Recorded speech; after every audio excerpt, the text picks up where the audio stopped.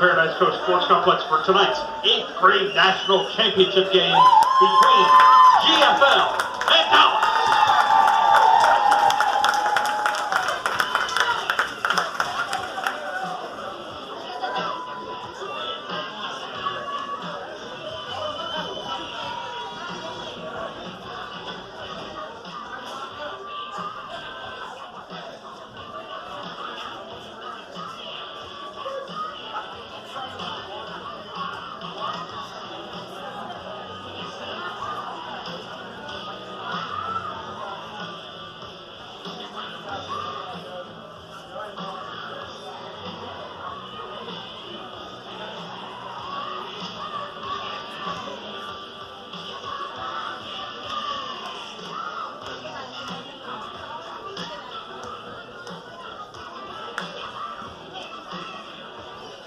Three volunteers for the chain gang for this game. We need 3 volunteers to report to the field for the chain gang.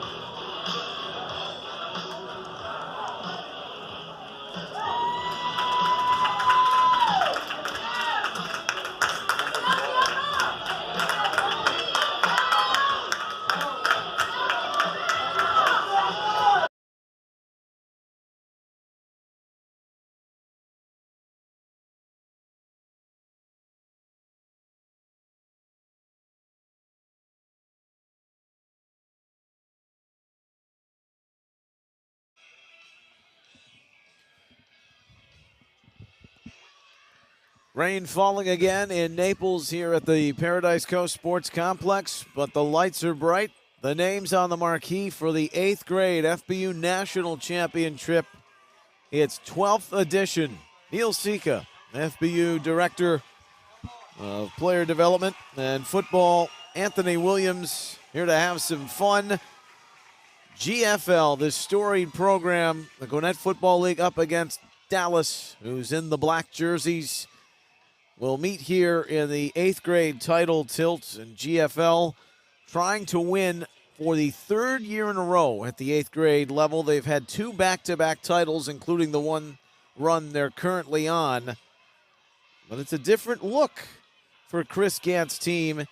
He was part of the group, Anthony, that led the likes of Deuce Geralds, Tyler Atkinson, Julian Lewis. We saw them in the game last night, the FBU All-American Bowl, from 6th grade on to 8th grade, but now he takes over the 7th graders from last year, and they had struggled to score offensively and get out of their own region. Now they're here with a chance to make some more history against a Dallas upstart group that had success with these individuals at the 6th and 7th grade level, but now finally getting a chance to play for an 8th grade title for the first time since 2015. Yeah, absolutely. Great analysis there, Neil. You know, it's hard to replace that kind of talent. You know, you talk about Julian Lewis and Bryce and Tyler. Those kids are not just good athletes. They're hard to replace from a leadership standpoint. So I see them coming back here, and this is going to be I've been looking forward to this game. This is going to be a great game. Joey Black to kick it off for GFL, and he's going to strategically try to place that off the hop. But ready for it is Chase Alves, who is covering it up for Dallas. Caleb Cruz, there's double number 4s also for this Dallas team. And so they will start with the football, and they've got a kid who's been turning heads all tournament long. Jacoby Dixon, the running back, leading all running backs and rushers in yards in the tournament. He's the lone setback from the 40 with the rain intensifying here in Naples. And breaking off initial contact and now following his quarterback, and you can see the type of athleticism that Dixon possesses. A 2-yard loss is a 13-yard gain. Dixon has tremendous vision, speed, and power. Imagine what we saw in the last game, Neil, with Christian Black, with another 10 or 15 pounds of muscle and more speed and maturity. You're about to be entertained by this young man who has put on a show in every game he's played in. Zephyr Cray, the quarterback for Dallas. And they had their linear three-peat, 6th, 7th, and 8th grade. Like GFL accomplished last year, they were known as North Texas. Their 8th graders in 2015 beat GFL in the title game. This is Dixon again. Just repelling defenders like he's Bo Jackson in the opening carries. 13 more. Love the fact that Dixon is showing old school fundamentals here. Ball on the outside arm, inside arm being a sledgehammer straight arm, and taking a 4-yard gain into almost a 10-yard gain. 26 carries on 2 yards. 26 yards on 2 carries, pardon. The quarterback is Zephyr Cray.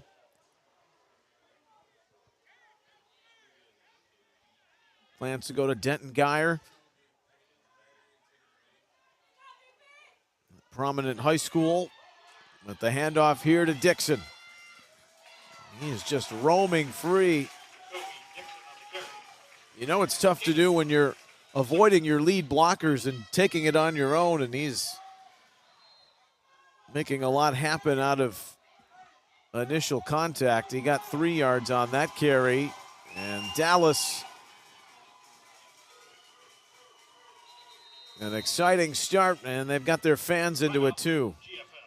Yeah, GFL just called a timeout because what they're seeing right now is these kids are seeing this kid's speed. They've been watching film. They've watched this kid play in the other games, in the quarterfinals, semifinals. Now they see that his speed is another level.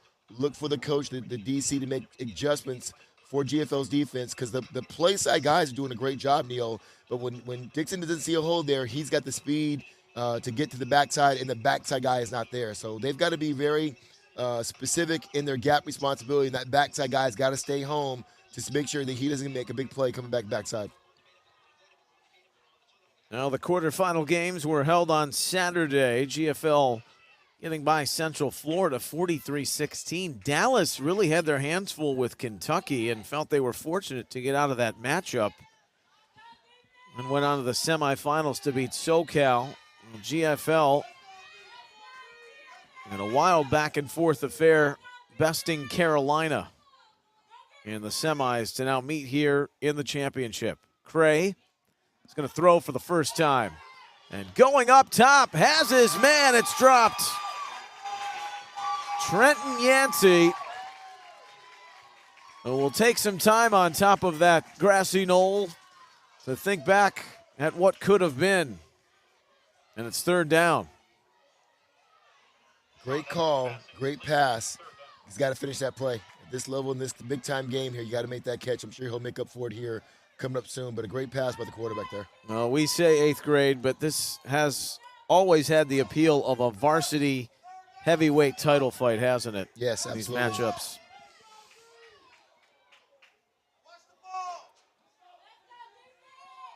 Really is impressive and mesmerizing to watch the speed and size of these 8th graders. They give to Dixon, and Dixon this time will not run to daylight. He's got some company in the hole. Xavier Pfister started the tackling process to make it 4th down. Call it a long 4 for Dallas here on the opening drive of the game. It says a lot when the defense celebrates holding a running back to 3 yards. So it gives you an idea of the explosive playability of Dixon at running back there.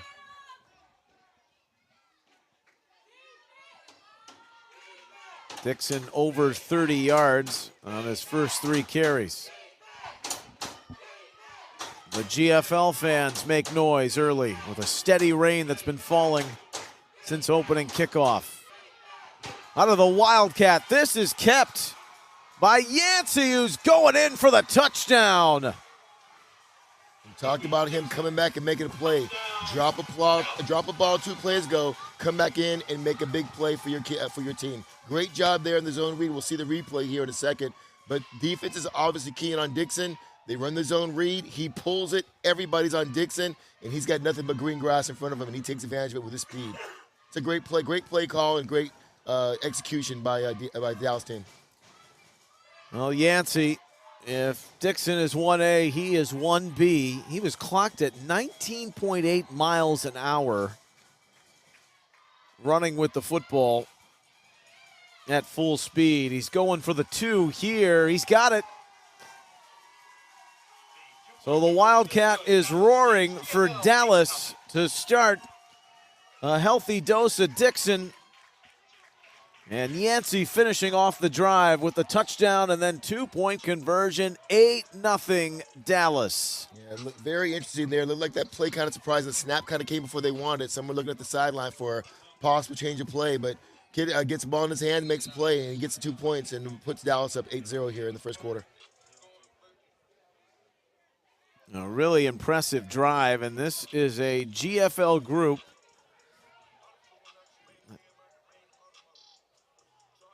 Maybe not cut the traditional mold of the last few years, but they've had some big adds. 18 returning players that come back from those who played at the 7th grade level last year. Neil, correct me if I'm wrong. I think in each of the 3 championship games, the team that had the ball first scored in every one of these games so far. That's going to tumble into the end zone. I'd like to give you the thumbs up, but Utah did strike first in that 6th grade game before Southwest Florida found the right combination. They were the winners at the 6th grade level, 16-6. Ohio 28-6. Now GFL on the short end, 8-0. They get the football and a touchback coming out. Different challenges. This was always a sound defensive group with the body of work, the 6th and 7th grade level. They've struggled offensively. They feel they've found what can fix that here with this group in 2022. There's not much on the run from Mikel Stephen. That's Yancey once again for DFW, making the big play here, having an impact in this game on offense and now on defense on the first play. Stephen, who played for Mississippi in the FBU National Championship his 7th grade season. He's got it again. He's got a first down on over the 32. Moved to Gainesville, Georgia after last season with his family. And GFL has a first down on their second play. Ben Musser, you see in the backfield, he's the quarterback.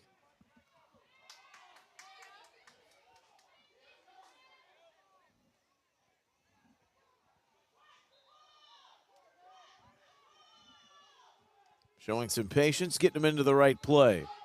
There's Steven, looking to bounce it on the edge. And they're having trouble, much like GFL, to bring down Dixon. Bringing down the main back for GFL. There's Talon Martinez to wrap him up for the Dallas tackle. But it's 2nd and 1. Another great example to you young running backs out there. No dancing, no tiptoeing. You see a hole, put your foot in the dirt, get north and south, lower your pad level, and get as many yards you can. Stephen doing a great job of doing that right now. Musser, he's in the grasp. He's somehow eluding would-be tacklers. The first to try and start that process was Braylon Barnett. It's going to go for no gain and 3rd and 1.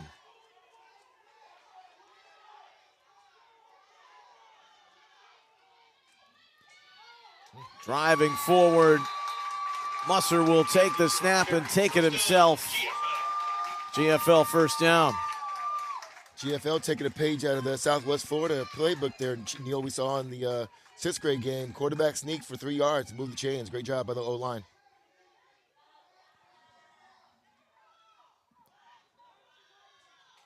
This Gwinnett Football League composition trying to bounce back and answer the opening score.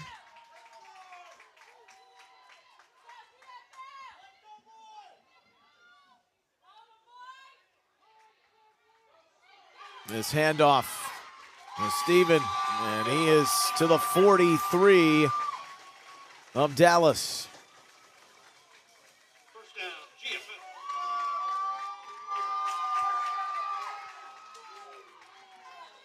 GFL. GFL with 3 consecutive first downs. Get a water break at the midpoint of this first quarter. 5:30 remaining. Here are the first, and GFL on the move, trying to answer the Dallas opening touchdown. 8-0 here at the 8th grade FBU National Championship.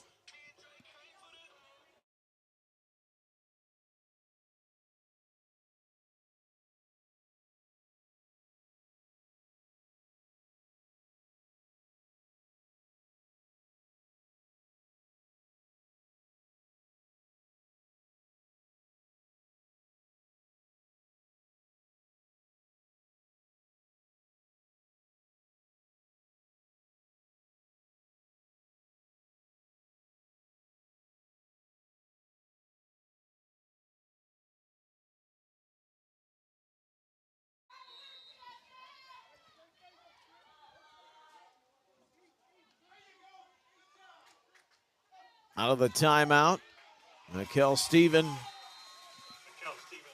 behind the line of scrimmage. has little room to work there. Dallas had good work on the outside to wrap him up. Kingston Bayer, the defensive end, set the edge.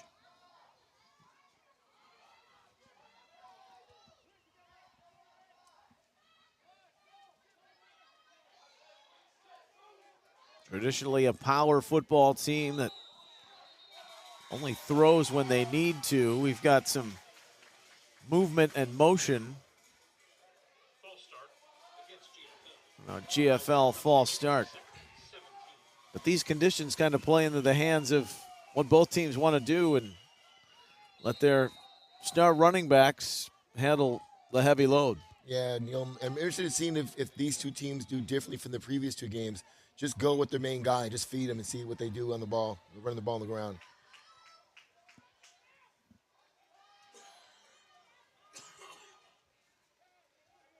At 4.5 left in the quarter, Musser rolls and throws behind Mikel Steven. It was second and long, so 3rd and 16 upcoming for GFL. It's a big play here, 3rd and 16. You don't want to give this offense the ball back here. And I hope that GFL's got a good punter to flip the field here. You don't want to give Dallas a short field.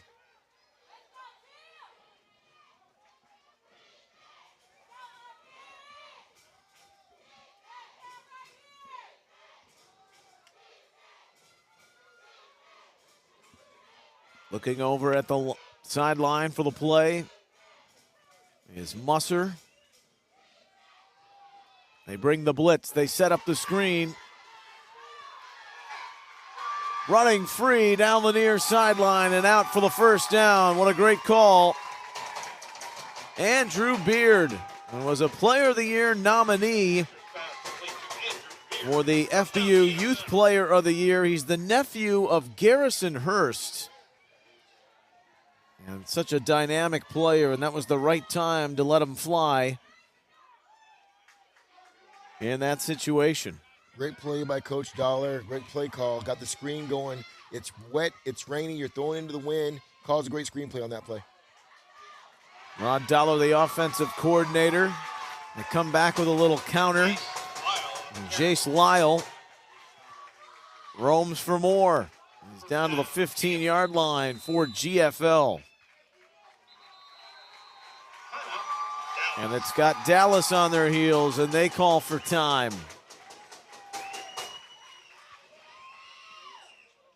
Strength versus strength, but the call there on 3rd and 16. Your friend, yet adversary last night in the All-American Bowl, Rod Dollar, is a real offensive guru, isn't he? And can put any team seemingly in the right situation and play call. Yeah, Rod does a great job on offense. He has a style to him. He has a methodology to his game plan, and he likes to run the ball, but he's creative in how he runs the ball and create passing plays for his team there. Like I said, with that screen, Rod loves the screen play in a lot of different varieties. He did that to set up the run. Now they're back in good conditions in the red zone trying to tie this game up.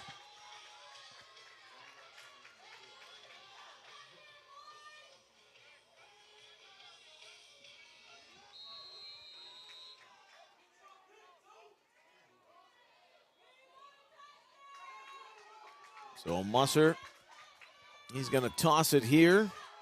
Mikel Steven broke a tackle. There are flags as Steven breaks into the end zone. He doesn't recognize the laundry left in his wake. And it's going to come back most likely. Or so Dallas is pointing that way. And then whenever you see a flag at the point of attack, you're probably looking at a holding play. Let's see what they call here. While we're waiting, great run by Stefan there. Love the way he carries the ball, lowered his pads, and got in the end zone, second level.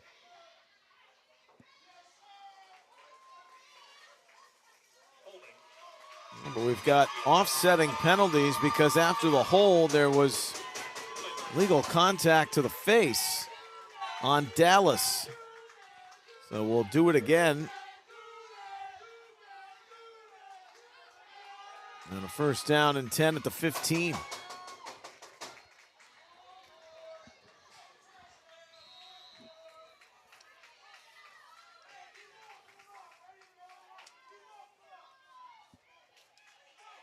There's Mikel Steven with an opening. And inside the 5.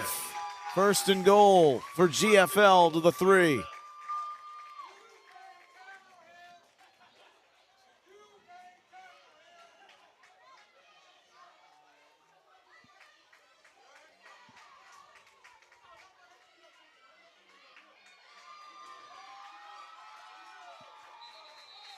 Signaling for a touchdown, GFL. They tried to go quickly. Musser, the quarterback, kept it, but he's going to be marked shy.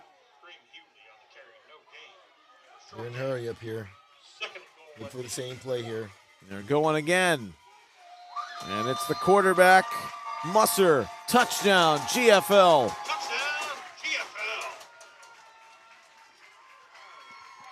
GFL. Whenever you see a QB sneak like that, you got to give props to the O-line. Definitely move the line of scrimmage. Look at this play here. Look at the linemen get down low, drive their legs, create a lane, and get some Reggie Bush push from the back from your running backs, and puts GFL on the board.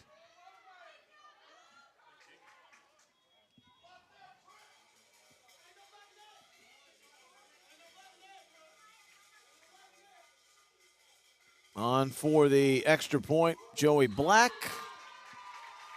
It's good. GFL opts to kick the point.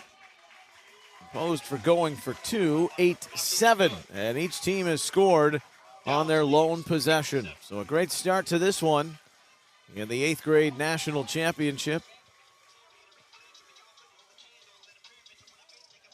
Yeah, we're seeing this new era of football where guys are going for 2 when they don't need to. I guess I'm old school, something like Rod. I'm only going to go for 2 when I have to go for 2. We're still in the first quarter. It's 8-7. You're going to play a lot more. No need to panic and put yourself down possibly 8-6. So great call by them, sticking to their game plan. Kick the ball off. Let's get field position. Let our defense go to work by GFL. I brought up your time with the 49ers. What surprises you most maybe about the game today, back when you were running around against Joe Montana, and how things have evolved? The game now is a little bit more spread out. I mean, before, if you didn't have big size, you couldn't play the game. And now you see these scat backs, guys that are smaller but have tremendous speed and quickness and explosion being part of the game. It's much more spread out. In my day, we played in the box. First, second down, you ran the ball. Third down, you passed the ball. Right now, these offenses now are just spreading all over the place. Really happy for my Niners and Brock Purdy, who's doing a great job filling in for Jimmy Garoppolo. And they're rolling right now 7 games in a row and looking to take that momentum to the playoffs. So very happy with the Niner organization and the job that John Lynch has done as GM. Yeah, they have really come along under Kyle Shanahan. Absolutely. Another short kick recovered by Caleb Cruz. They're going to give to Jacoby Dixon. Tough running inside for about 4 yards. They're late in the first quarter. I don't know about GFL special teams, but onside every time and giving this explosive offense, Sure. the ball at midfield. I don't know if I agree with that. You might want to try and just pooch kickoff or directional kick, but and they're making it a lot easier for Dallas. Let's see if they can take advantage of this field position. Yeah, especially if they score here, I can guarantee you that strategy may change. Zephyr Cray, the quarterback for Dallas. He slipped a little bit, but trying to plant and throw, and that's a nice catch, but it's not in bounds for Yancey, who's got the Dallas touchdown. Tried to really run the same play they did the one that he dropped inside the red zone that went through his hands. Yeah, good play action. DB did a great job at the corner, did a great job of closing him down, pushing him toward the sideline so that ball, by the time the ball got there, he was out of bounds. So pretty good job there by that corner and squeezing the receiver. Been raining throughout the first quarter here.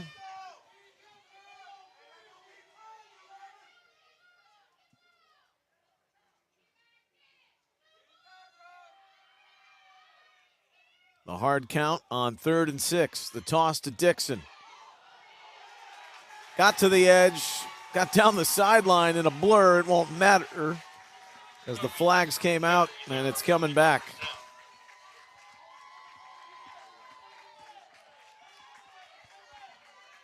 Once again, whenever you see a flag at the point of attack, probably going to be a hold, and that one was easy to see from up here.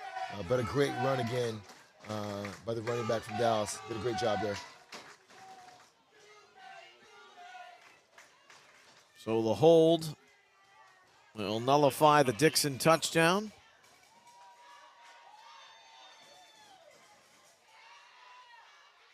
The other thing, that stood out on that play, even though it didn't count, was once Dixon got to the sideline, he had another gear or two and just left people. And this GFL team on defense has got some speed, but he's got next level speed. We'll have to keep an eye on that as he gets in open field.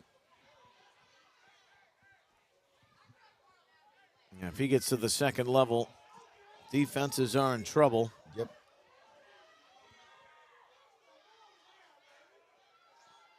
So with 4 wide at a little wildcat, with Yancey taking the snap. 3rd and about 20. Heaving that up. Legs got caught up, but they're going to throw the flag. I don't know if that would have been catchable in the end, but it sure is interesting. Jacob Bly was the intended target. Here's the thing right now. We only got 5 officials on the field. He's looking at the player. He sees the contact. He does not see where the ball lands. That is an uncatchable ball. I don't know if he should have thrown that flag, but he didn't really ask the other officiating teams, like, where was that ball at? He just saw the contact and threw the flag. It was Andrew Beard who got caught up with Jacob Bly. Their dad is the head coach. Jacob and Isaac, the brothers.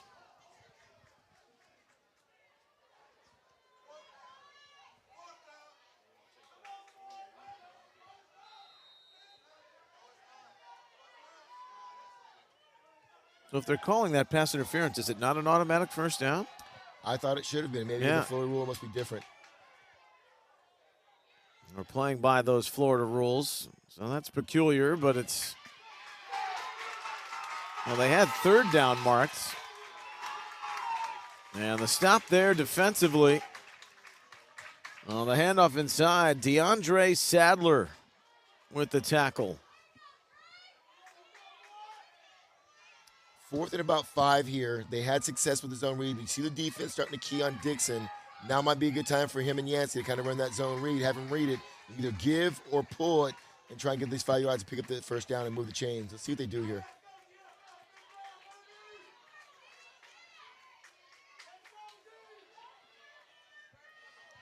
It looks like Yancey's going out to receiver here.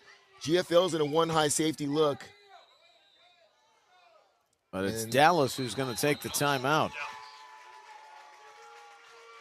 Trying to set their personnel properly. Good first quarter here in the 8th grade national championship. 8-7 Dallas with a big fourth down here. A minute remaining in the opening 10 from Naples.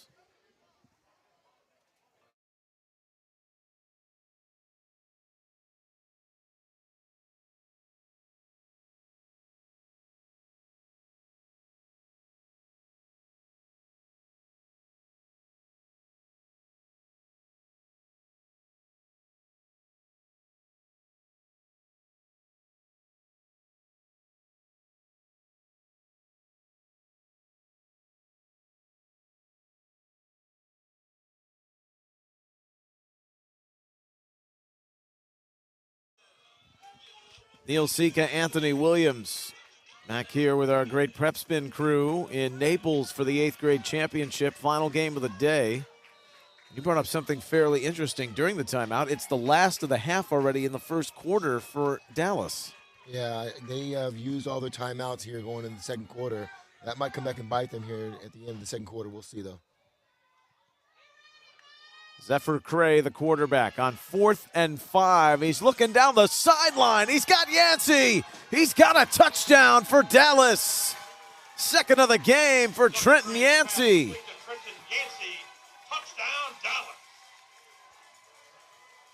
Great play call here by Dallas. Actually had two guys open. Outside guy was going to run a slant, and the outside guy is going to run a vertical here. Quarterback sees it, gets rid of the ball early, and just lets his receiver run under. That's a great call, great pass, great catch. Good effort by the DB, but Yancey is starting to put his signature on this game early here in the first quarter.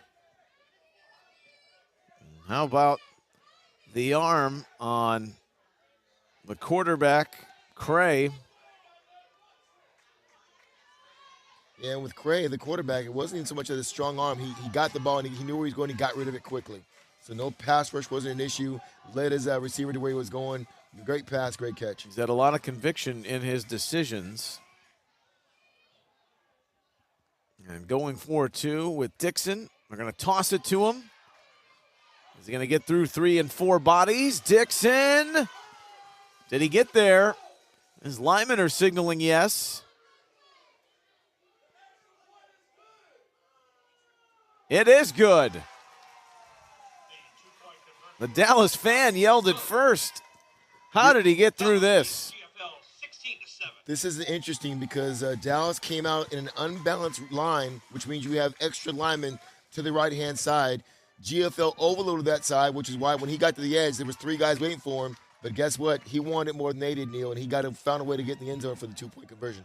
16-7, and Dallas, they have come to not back down to the legacy program here in the FBU National Championship through the years, GFL. Yancey with the fanciest of quarters. Wildcat touchdown run, a reception, a 2-point conversion, and then Dixon adding more points on the board. This kickoff is headed out of bounds, so they don't want to take the risk with Beck Brocious for GFL. Rexton Wambach is the kicker for Dallas, but so far special teams, the kicking game has not aided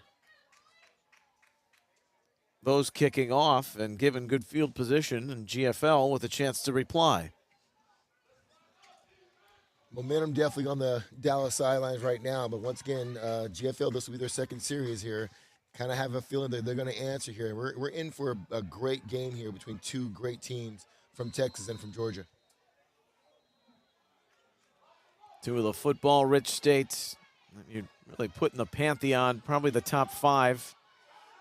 Many would think the top 3 when it comes to developing football players. California's in that mix. Got Georgia. Ohio's in the conversation. That's a short gain and almost a yard lost on the handoff.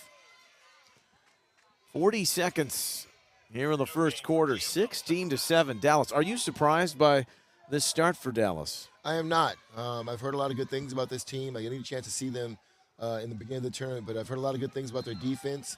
They're well coached, so I'm not surprised at all.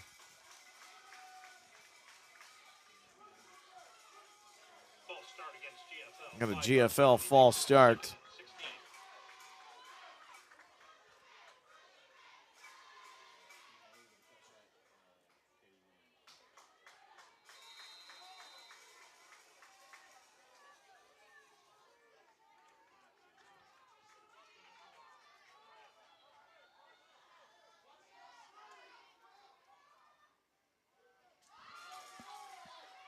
This is Steven bouncing off the pursuit in the backfield to get near the original line of scrimmage. That should take us to the end of the first quarter here in Naples. Dallas' defense did a great job there. What should have been a 4-yard tackle for a loss, I give it to the running back. He comes back and turns into a gain. They're back within, 3rd and 11 here, and a good job. But a good job by the defense, but an even better job by the running back to get something out of nothing. We indeed have a game on our hands. GFL, if they want a three-peat, they've got a fight on their hands. Dallas 16, GFL 7 after 1. It's the 8th grade FBU National Championship from Naples.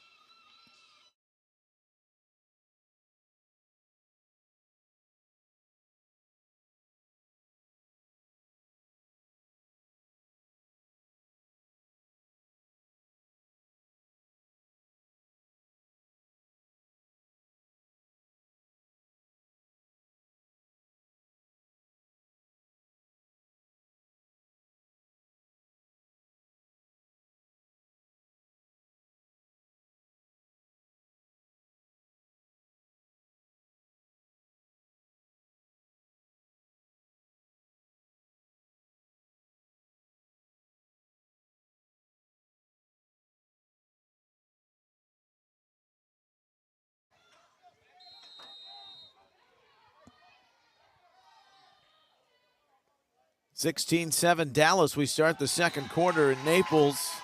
And on 3rd and 11, it's going to be 3rd and a little closer. As jumping off was James Robertson. Here's my FBU coaching point. Young players out there, you got to watch the ball. You're playing D-line or DN or outside linebacker. You're playing the game death. You're not listening to the quarterback, the cadence, hand claps. You are eyes on the ball. When the ball goes, you go.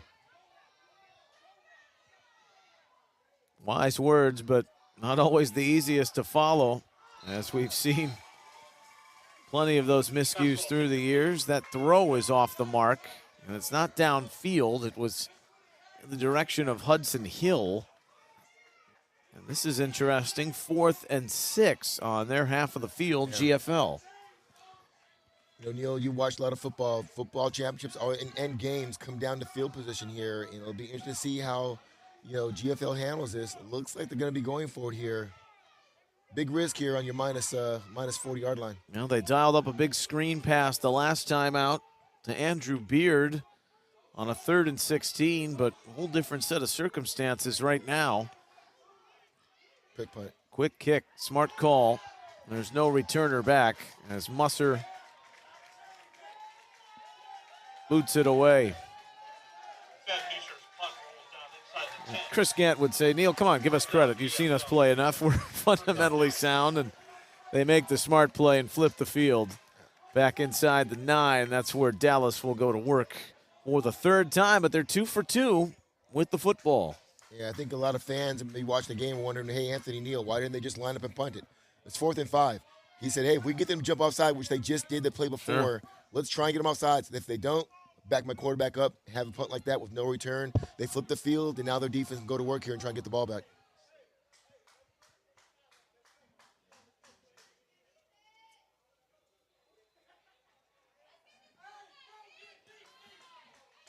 So,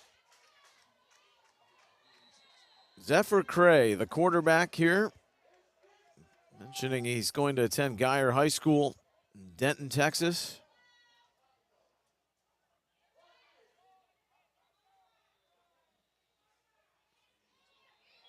Going to toss off tackle for Jacoby Dixon. Dixon out near the 14. Got about 4.5 yards. One of the things we talk about in football, Neil, is making adjustments. And we're not even at halftime yet. GFL has done a great job. If you remember Dix's first couple carries, he ran off tackle. There was no hole there. He puts the brakes down and goes around the other side. Now you see the GFL staying home. You got backside support, and they're making him stay in the hole. And they're doing a good job of keeping him pocketed up right now.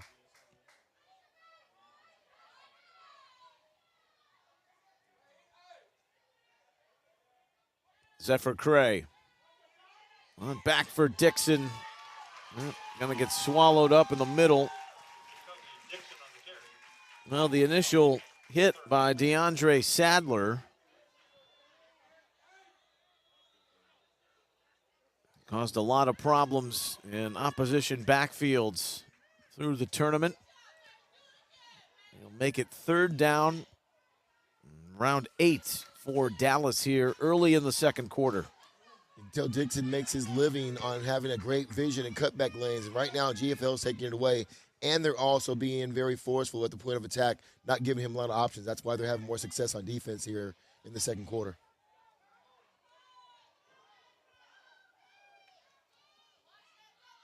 Dixon in the shadow of his own goal line. Play action. Cray. No one home. He's letting that rip with no receiver in the area. And he wasn't out of the pocket, so could this be grounding? GFL fans think so. Yep. I didn't see the flag put out there, but referee Fred Wass is saying it is. It's a loss of down. It's 4th down. And so that will back them up further. So the strategy by GFL, that great pooch kick, has flipped the field, and they're in position to really get something positive in plus territory out of this. Braxton Wambach in the end zone, had to hit that up off the turf. And it will be downed at the Dallas 40. Great example for you young coaches out there again. They could have went for it on 4th down, Neil, at the minus 40. They decided not to. They tried to get the offsides, punt it. They flip the field. Defense comes out, 3 and out, backs them up, and now they're going to get the ball back at the plus 40. That is what football is all about. For you young coaches, start working on your special teams if you want to become a more powerful team. Yeah, great ROI, return on investment in that series of decisions for GFL. Led by Chris Gantz. He is quickly approaching status. And that first belonged to Ken Burge, and winning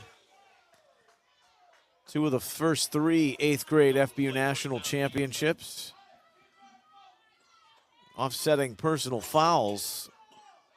We'll have this stay right where it is at the 40. Ben Musser, a 1-yard QB sneak for the GFL touchdown that got them within a point. But the defense holds Dallas to a 3 and out for the first time, and now Mikkel Steven got 2 yards through all of that in the middle. Looks like Dallas' defense is starting to adjust to Mikkel's style of running. Also, they're doing a good job of keeping him more contained than they did in the first quarter. Defense is doing a good job of adjusting in game. There's Musser to throw. Down the middle, picked off. Intercepted by Jacob Bly.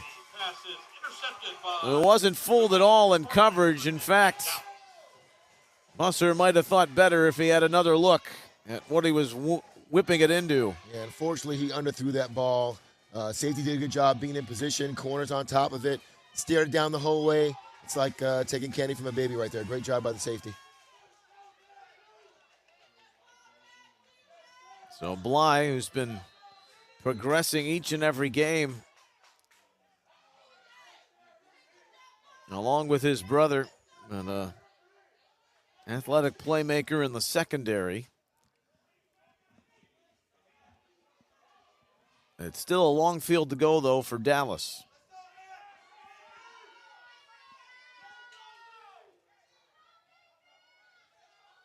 Coming up on the 7 o'clock hour Eastern here in Naples for the 8th grade championship early in the second quarter. Dixon was not brought down, but when you lose your lid, the play is done. And he was putting on the moves trying to get to the outside. Now they throw a flag. Now, was it ripped off? Yeah, I think it was.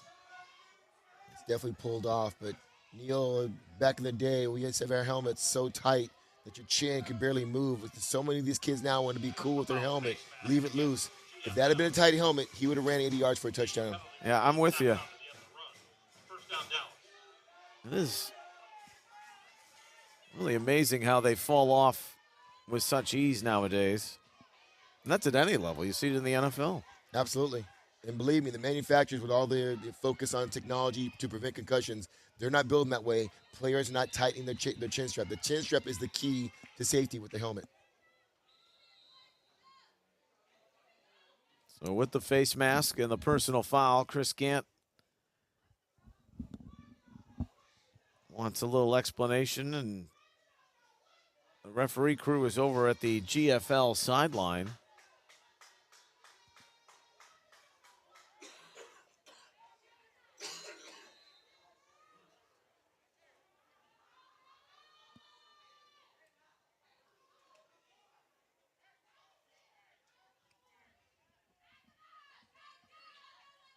Dixon the lone setback.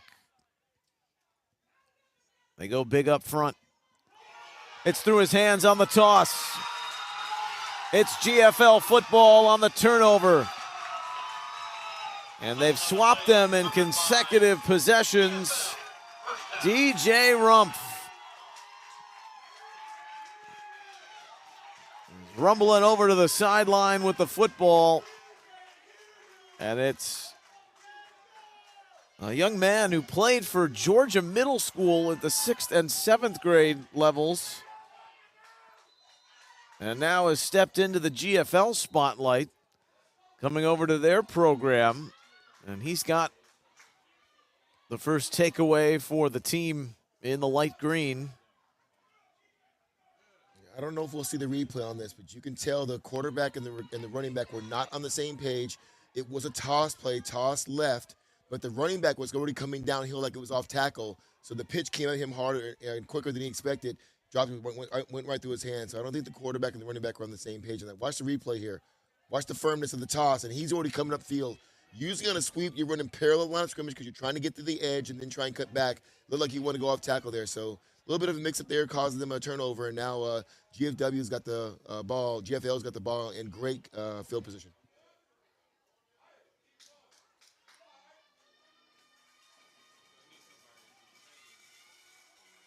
Well, the teams are making their way to the sideline with 6:39 remaining in the half. Might just be a hydration break. We'll come back to Naples and get the second quarter back underway in a moment. 16-10 Dallas here from Southwest Florida.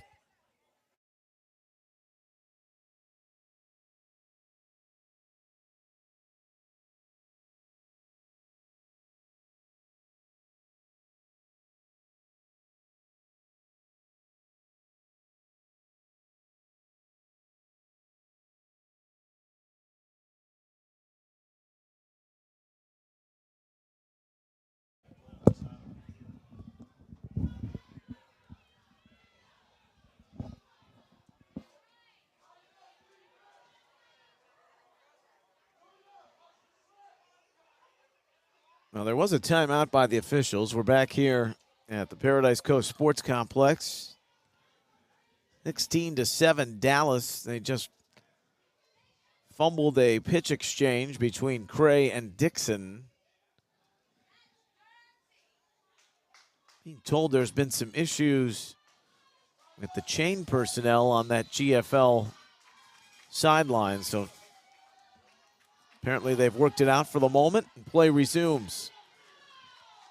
And that carry to the outside isn't going very far for Jace Lyle. But there is a flag. Once again, I'll say it again, Yancey making his presence known again. He's already shown great explosiveness on offense. Comes up on defense there at a corner position on a sweep play and comes up and not just keeps contained, puts a big hit on the running back there. I'm really impressed with this young man on how he's impacting the game both on the offensive and defensive side of the ball.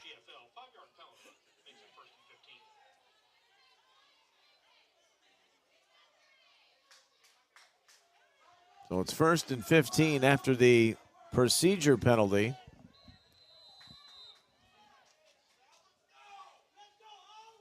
Well, the last couple of series, it's become pretty choppy. On both sides, Musser trying to recover after the interception the last time out.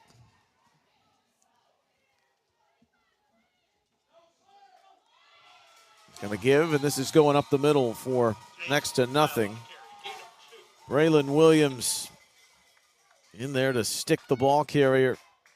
They call him beast mode. He's got a great Top Gun.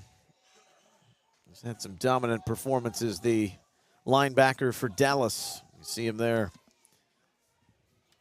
Did a really good job stepping up in the hole here as he develops and goes through more camps. He will meet that instead of getting that hole for getting that tackle for a 2-yard gain. He'll meet that running back at the line of scrimmage and try and turn that into a TFL as he grows, and gets more developed, and puts more muscle on. It's a great job by Williams there. Now they got him on the hard count again. That's the second time that's happened. That is a Rod Dollar staple right there. He is going to go on 2 and 3 if he has to get a free 5 yards. And it worked on us last night in the game, Neil, a couple times, as you saw. So that is a Rod Dollar thing. From 2nd and 13 to 2nd and 8. Musser comes near sideline. And it is a reception given. Kevin Hughes has the catch for GFL. He's a possession guy.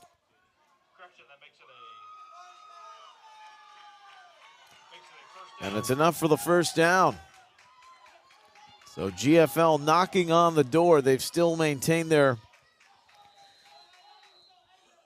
territorial edge in the field position game since they decided to punt, but each team has swapped a turnover and a timeout here with 5:15 remaining in the half.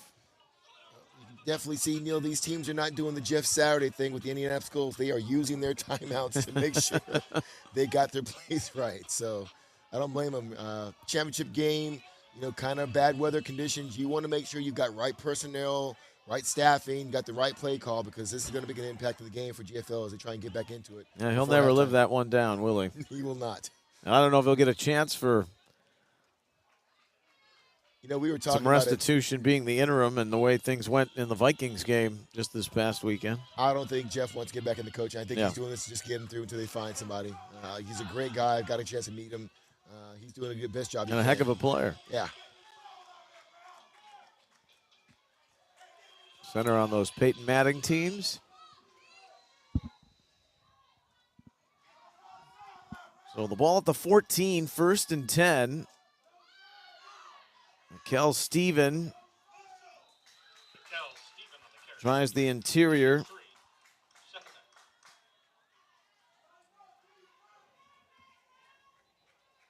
Talon Martinez was the one to make the tackle. There he is. Musser, this time going to keep it himself and cut out at the 10. That's a nice tackle by Jerry Outhouse Jr. And they're comfortable with him working in space on an island with the team's top receiver. But good in the run game there. Yeah, put a good hit on the quarterback there. Great job of Dallas staying home backside. What GFL wants is everybody going with Stephen on that zone read. Quarterback pulls and tries to get on the edge. Too much team speed, and he takes a shot on the edge there. Great job by their defense. They can get a first down inside the 4. Musser, he's thrown down in the backfield. Big time sack coming on the pursuit up the middle. Braylon Barnett offensive line was trying to reach block there on the motion on a rollout, and he just beat his guy to the punch and got up the field. That was a great individual play by that young man to get the big sack there to put them behind the chains on 4th down.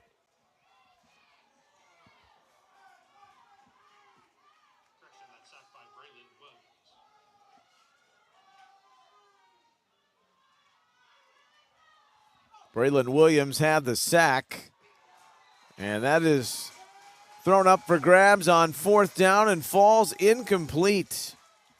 4th down pass falls incomplete. Turnover on downs. 1st down. It's going back to Dallas and a turnover on downs. And for the second straight possession, an interception. And then after some advantageous field position, Dallas, the defense stiffens inside the red zone. Truly, truly impressed, Neil, with the Dallas defense in that series there. They were kind of on their heels a little bit, kind of called a timeout, kind of reset things, and definitely did a better job of putting a stop on GFL there. That's a great defensive stand by Dallas.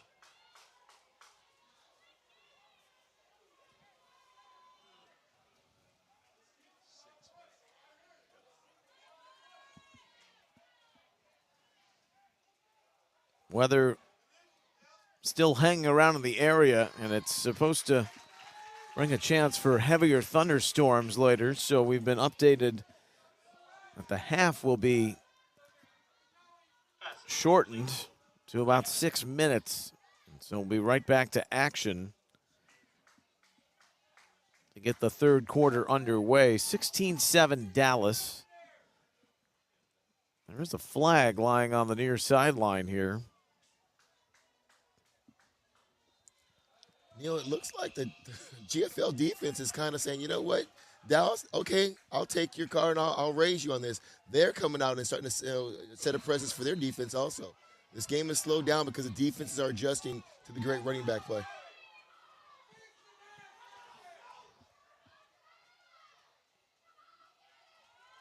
Wildcat, Yancey. Yancey runs into open field. Well, they've had success every time he's been in the backfield taking the snaps. 1st down, Dallas. The thing I'm impressed about with Yancey, I mentioned it earlier, when he gets the ball, I'm literally up here holding my breath like, ooh, what's he going to do? He is some type of explosive player. Somebody to definitely keep an eye on going forward. I know I am as the guy that picks the freshman All-American game. He is on my short list right now. He is very much impressing me right now with his playmaking ability. Well, there's plenty of talk about the unknown uprising from Jacoby Dixon, and he's been excellent, but Yancey has the big plays. He's got both touchdowns, too. This is Dixon for a couple. Lead is 9. That's important, those 2-point conversions, because it's a 2-possession game for Dallas. Marching here towards halftime.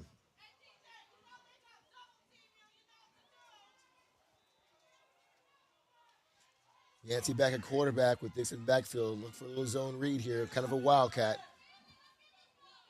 We haven't seen him throw the ball yet. Maybe he will. He'll hand to Dixon. And Dixon slips out of tackles and nearly broke it. Jacoby Dixon on the carry. Touchdown saving effort from the secondary. Jacoby Dixon to the 49. I like the adjustment by Dallas right now. You've got your 2 most explosive offensive players in the backfield, running zone read, running the wildcat, and the defense doesn't know who to focus on. And if any of those guys goes one-on-one against any of the GFL guys, Dallas probably going to win that thing. So keep an eye on that on the wildcat right now as they're back in it. Still rolling with Yancey. He's got GFL's defense all off balance. Trenton Yancey runs out of bounds inside the 10 at the 8. And gashing GFL in the Wildcat left and right. Goes for 42 yards. Let me tell you one thing about Yancey. If you've been watching football, you understand he makes it look easy. He makes it look effortless. Even when he's at top speed, doesn't look like he's putting a lot of maximum effort in. The kid is explosive. That's a great read by him, getting to the edge and just turn on the speed there. I listed it earlier, 19.8 miles an hour. Do you know how fast that is, moving 20 miles an hour, human being? I wish I could tell you I used to run that fast back in the day, but I'd be lying, Neil. And they're sticking with what's got him down here. First and goal at the 8. Dixon, oh, he's held on the edge. Breaking tackles, but this is likely going to be a hold. Good work by Gabriel Prince, who got out there and set the edge for GFL. Didn't allow Dixon to run for the touchdown. Here's a coaching point we get for you young running backs out there. There are times in the game you need to understand that you don't need to make a big play. Sometimes taking a 1 or 2 yard loss in the red zone is okay. Reversing your field and losing 7 yards, it's a completely different play call for your OC. So keep that in mind. Sometimes, hey, just take the loss, get back in huddle, try and make up for the next play here.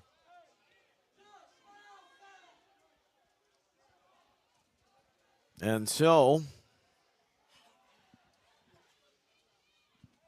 with 1:02 remaining, Yancey has a new backfield mate in this Wildcat. Throwing this, and it's caught. And a late hit is going to be given here after the slip. Braylon Barnett caught the ball, and falling on top of him was the man who just made the big stop in Gabriel Prince. He is furious. Almost right back to where this was on first and goal. Yeah, he slipped, but you got to make that call. That's the rule. You gotta protect the player. The letter of the law. Absolutely. 43 seconds and the clock running.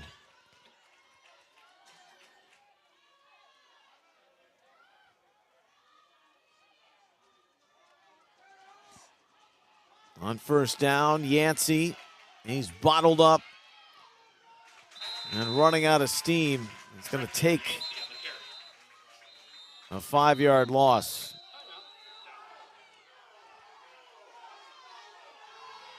So you pointed this out in the first quarter that they used 3 timeouts, and I think the GFL fans are recognizing this. Does the refereeing crew know? Yeah, the refereeing crew does record every timeout. And it looks like I may have been wrong that I thought they had 1 left.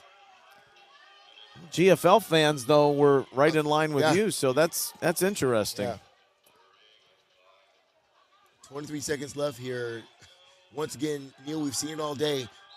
Teams getting down to the red zone and then getting away from what got them there. I'd like to see them get back to using their 2 best weapons and going forward and not outside. With these last 2 plays of those 2 best players just kind of trying to find something, not going to work.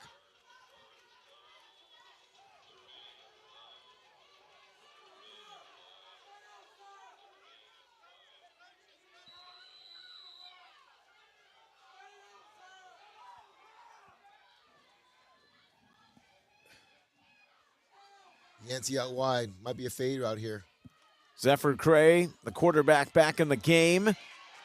And he's going to slip and fall. They got to hurry up. They got no more timeouts. They got to get on the ball right now. Well, you can give credit to that because Evan Manley was the man. He busted up the play and wanted to send Cray in the wrong direction. He lost his footwork. Final 3 seconds. They spike it with 2. It's 4th down. So now the chatter will come in. Neil, we joked about this in our pre-production meeting. I think I'm going to try and go a little Tony Romo here. If I was Dallas, I would go 3 by 1, trips left, isolate Yancey on the right, and go 1-on-1 and see if he can't make a play here with 2 seconds left before the end of the half. I like it.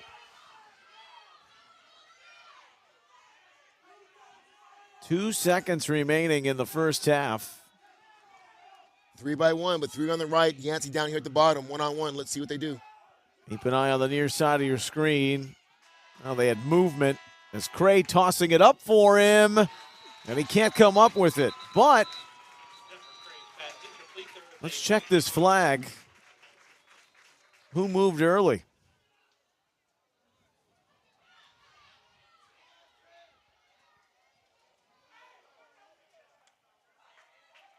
Yeah, it's a legal procedure. That'll do it. Now the penalty declined, and we're at halftime. So Dallas is trying to extend their 16-7 lead, but it stays in striking distance for GFL. 16-7 at the end of 20 minutes. 8th grade FBU National Championship from Naples.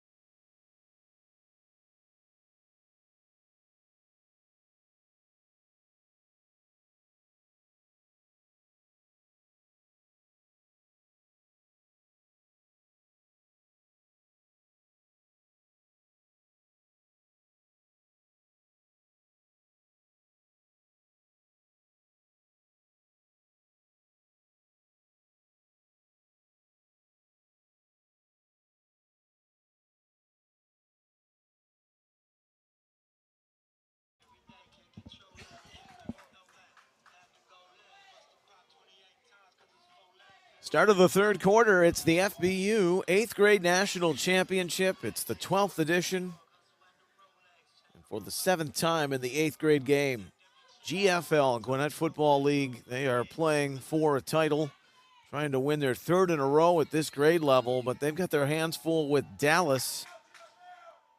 16-7 is the score. GFL to receive a second half kick. Neil Sika, FBU Director of Football and Player Development. Anthony Williams having some fun. A rain-soaked affair. It's been raining from start to right now, and heavier weather is coming. So a quick break, and GFL right back out there. Dallas had a nice drive, maneuvering down the field, trying to add to the lead at the end of the half, Anthony, but they couldn't punch it in once they got to the red zone. Penalties and went in the other direction. Yeah, that, and I think they wish they had kept a couple of timeouts in their pocket towards the end there to get in the end zone. But real quick, at the top of the kickoff here, great difference in strategy on the kickoff mentality. You know, Dallas can kick the ball deep and let the defense play. GFL is onside every time they had a chance. So you see a little bit difference in the special team strategy here.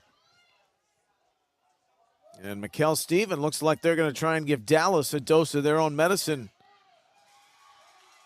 With the Wildcat back there, or I should just say a quarterback change for the moment with Kareem Hewley. And he has played in a lot of the second halves of GFL's games, the quarterfinal and the semifinal down here with the leads they've had. And Neil, Mikkel Steven just went out the game. He hasn't been as explosive as he was in the first quarter. I think he might have a little twinge of a hamstring or some type of injury. He just does not look as explosive as he did early in the game. We'll keep an eye on that. Hewley working here with Jace Lyle in the backfield. 2nd and 16, and Lyle is lunch for the big man, Braylon Johnson, busting through. No one was there to upend him. All 6'3", 280.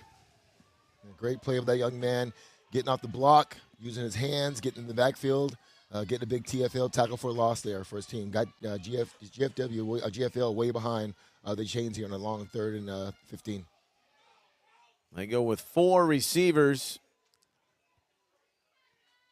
You see the trips on the near side. Keep an eye on Yancey. He's on the nickel here in the safety. Ball goes up, he will go get it. You need to be careful down here at the bottom. Hewley running away from a busted pocket, and is going to slide right around the 20. Need to get near the 22. Nice effort to try and pick up the first down, but will come out a little shy as Trenton Yancey was right there ready for him.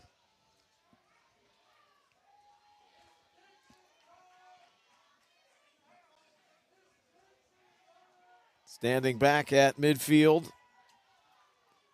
is Jacoby Dixon. Jacoby might want to move up. He's kicking to the wind. That ball is not going to go that far. He can move up another 10 yards if he wanted to. Now you called it. Yancey dropped back to field it. Yancey. Well, he's working east-west and not north-south, and that is not something you want to see. Extracurriculars. Yancey threw the ball at GFL's Joshua Eccles, who gave him a shove while he was standing on the sideline. So here we go again. I'll say it again. Broken record. Dallas is going to have the ball 1st and 10 at the plus 40, and now they're going to have the ball probably 1st and 20 back at the 50-yard line or more. Young guys, don't hurt your team by being selfish. There's no need to throw the ball. The game has ebbs, up and downs. You have to adjust. You got to put your team first over your own ego and pride and not hurt your team there. And unfortunately, Yancey's had a great game, but that play is something he'll wish he had back.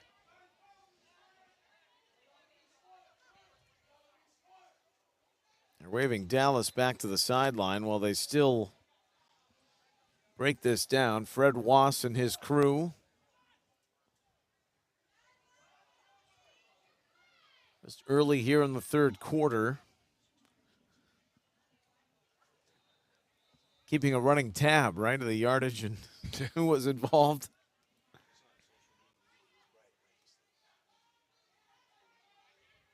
It's unfortunate, Neil. You'd think the 8th grade game with the kids being older, there'd be a lot less flags.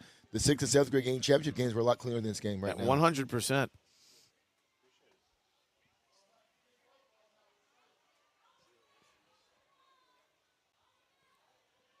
This has fit the bill of the weather we've had here in Naples.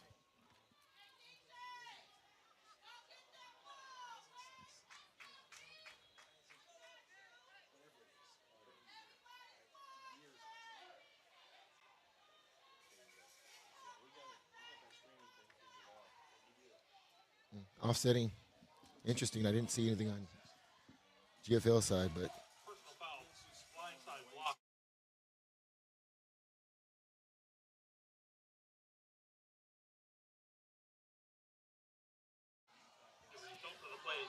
so it's offsetting penalties after the play, like we suspected. But I'm guessing there was an additional one here for Dallas, which is why it's going back to their own 45. interesting.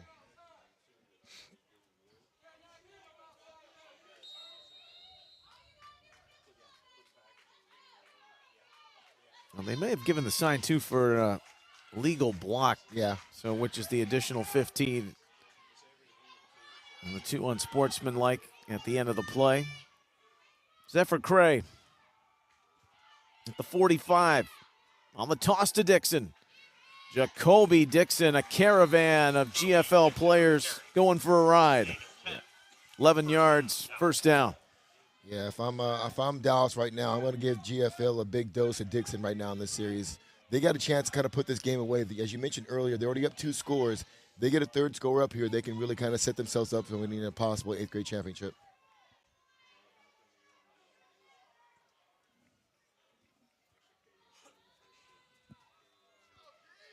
They set the tone on that opening drive, and even though GFL answered, the gusto of Dallas with their 2-point conversion calls, and it made the bigger plays so far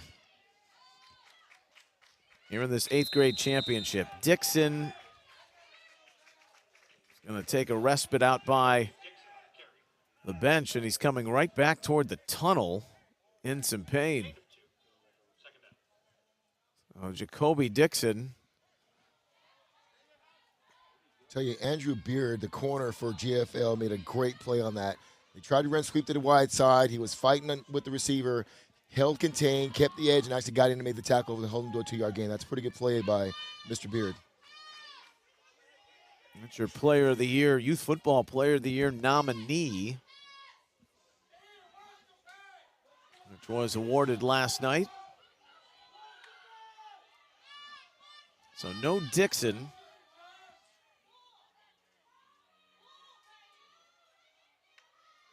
I've got Yancey in his place in the backfield. He's going to grind his way for a couple more. And with some heavy tackling on the inside, Beck Brocious, Xavier Pfister for GFL to make the stop. Dallas showing that they have great riches in depth on this team. Your number 1 running back goes down, Dixon. Oh, by the way, we got Yancey back here who can also make plays. They're very deep there in their skill positions here. Hopefully Dixon's going to be okay. He is down right below us in the tunnel area, still being attended to. I don't want to say it looked innocent enough, but he made his way through a massive humanity, both on his sideline and through the GFL defense. 3rd down and 7.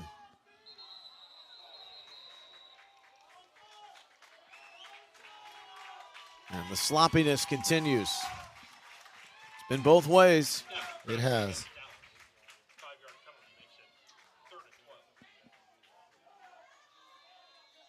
Well, the way this game started, the opening 2 drives, you'd put in a time capsule. I think you might cipher off the rest of it. Yeah. Sans the Yancey touchdown. And a lot of in between of black and blue ball here. 3rd and 12. Zephyr Cray with the pocket breaking down. Gonna run it himself. And out near the GFL bench.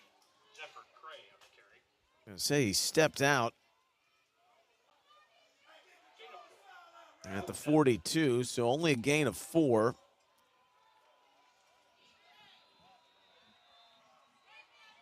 The way their defense is playing, no need to take any major risks here.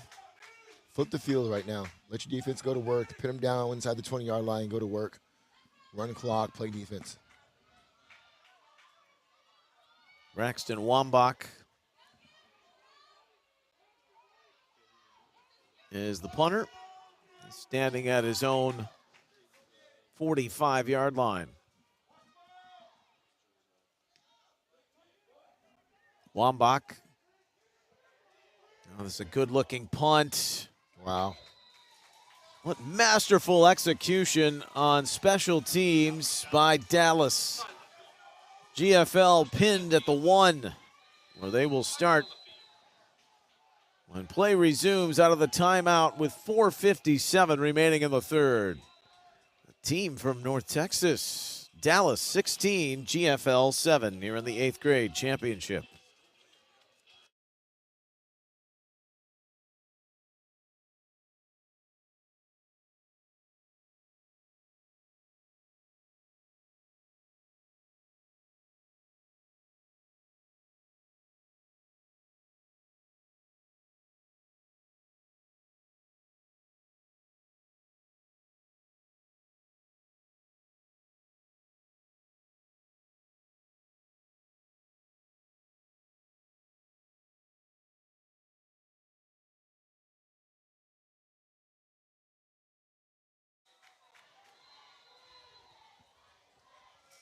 Pinned deep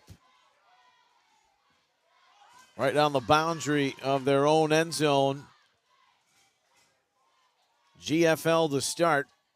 Just trying to find a little bit of room to work with.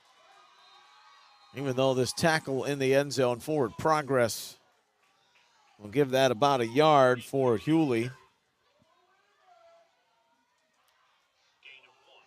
Kareem Hewley is getting his 2nd series now after Ben Musser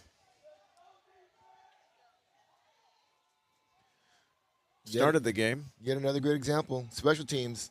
Dallas decides to punt it, gets a great punt, rolls down. They have great coverage, pins them down the 1-yard line here. Where do they stop them or not here? They're probably going to get the ball back in a really good position. Dixon is up for Dallas, the running back, looking like he's getting a tape job around the hand or forearm. Hewley in trouble. Got it away, and there's a man open. Unaccounted for on the outside. Kevin Hughes for a 1st down. That is a big-time throw out of the end zone for a 1st down. We were just talking about field position here. Being on the 1-yard line and being on the 12-yard line is 2 totally different worlds as a play caller. Great job by that quarterback to move the chains. Big-time call under duress. Big-time play for Hewley to find his possession man, Kevin Hughes. Well, could you just imagine GFL if they can concoct a 99-yard drive here to make it a 1-possession game again? We're getting late here in the 3rd quarter.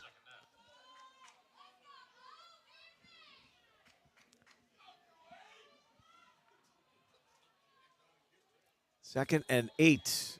The ball at the 15.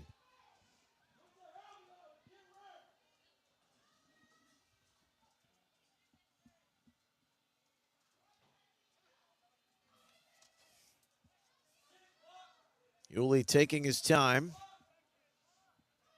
Going to hit 3 minutes, though, on this snap. Feels the rush and just throws it away. He is out of the pocket. 3rd down.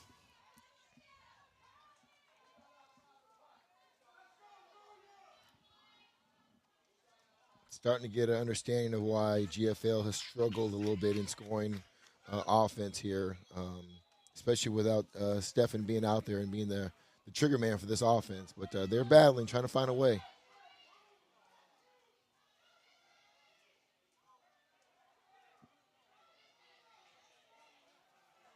Question lies in what you ratchet up if you're Rod Dollar, the offensive coordinator. Motion Hudson Hill there. Hewley got swarmed under, somehow got out of it, and managed to get 3 yards, a positive gain, what looked like a surefire loss. Even though Dallas couldn't get the sack, they did contain. 4th down. Quarterback number 13 there showing a little moxie, trying to make something happen, slipped a tackle there. The good thing is they're not on the 1 yard line, but the bad thing is looks like Dallas is still going to get the ball in pretty good field condition, and their most dangerous offensive player, Yancey, is back to return this punt. Keep an eye on this right now. Standing at the 45. 2 drives, 2 punts here in the 3rd quarter for GFL. Old school ball in the rain is really what this has become. Just who can make the fewest mistakes maybe to see this thing out. Dallas and GFL, but it's another very advantageous piece of field position. The team from the Lone Star State, can they put this game, essentially, Anthony, you would think another score, and it's going to be real tough sledding for GFL. Absolutely. 1st and 10 on your own 29 here. Although your starting running back is out, I think they've got to find a way to really kind of close this game out. We talked about it earlier in the previous game, Neil. Got to finish here. Let's see what they have dialed up here to try and expand this lead and start playing the clock. Got Dejon Cleveland Brown, who's an elusive runner. Going to head to DeSoto High. He's in the backfield and takes the toss and takes a tumble. Max Brown, great play defensively for GFL.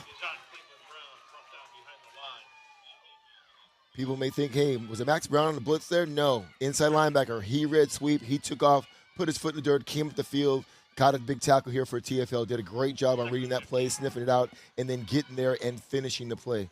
Love that from a great linebacker. Max is the younger brother of Sammy Brown, who's the #1 rated linebacker in the class of 2024 at Jefferson High School in Georgia. He's got all the big schools after him. Alabama, Georgia, Auburn, Clemson. And kid brother just made one of the bigger defensive plays of the game for GFL. Lunging into some positive yardage is Yancey, but he's still 3 yards shy of the original line of scrimmage. Neil, 3rd and about 14 here. Don't know if Dallas wants to put the ball in the air. They have had success going to Yancey outside. Let's see if they do that here. But this GFL defense starting to turn up a little bit and trying to get better field position for their offense.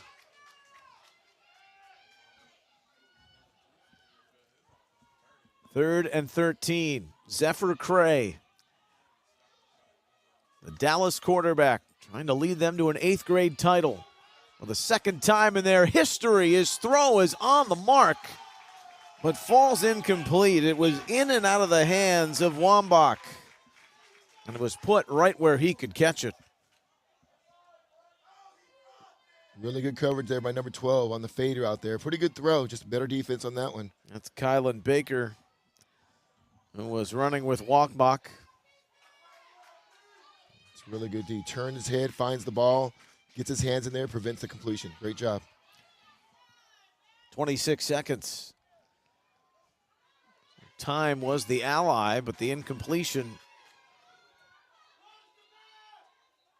will put 4th and 13 here before the 4th quarter begins.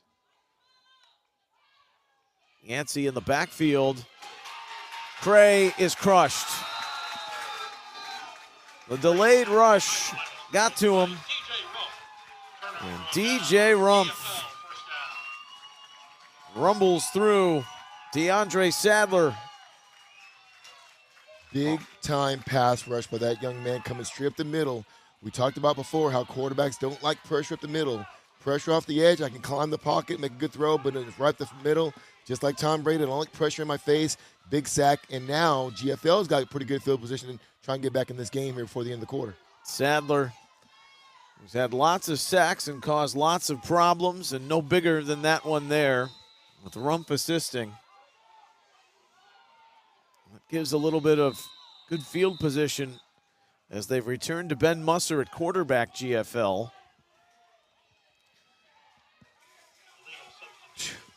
Well, these are errors that you usually account for the first day of practice or maybe the first game of the tournament. Well, and to these teams, and for those watching, these teams haven't been playing all fall. They were put together here in the last month or so of practice. They had tryouts. They picked their teams. There was a certain time frame they could practice. I think we're starting to see some of the effects of that right now. They're a little nervous. Weather conditions may be getting these kids here now, but let's see if GFL can come back from that. It is an all-star collection of teams here in the FBU National Championship. Musser letting it fly. The defensive back slipped, and the pass caught. GFL, with what might have been an interception, has Langston Abernathy put him right at the red zone to head to the fourth quarter. What do they say here, Neil? Sometimes it's better to be lucky than good. DB just slips. He probably would have made a play there. He slips down, gives the receiver a chance to make a play here, and he does. Pretty good throw by the quarterback here. The field is definitely getting slippery, and it's having an impact on this game, both, I think, mentally and physically on these kids. Abernathy's got the big play potential. Maybe not how he drew it up, but it works just the same. To the fourth quarter we go. Dallas 16, GFL 7. It's the 8th grade FBU National Championship from Naples.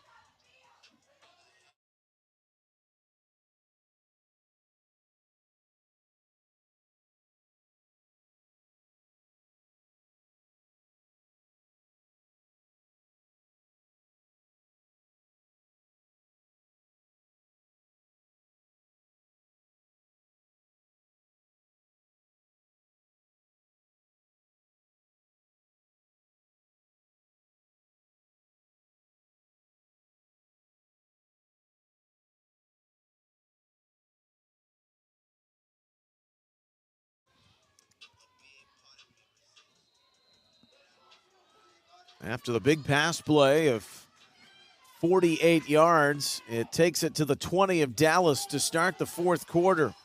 And a jet sweep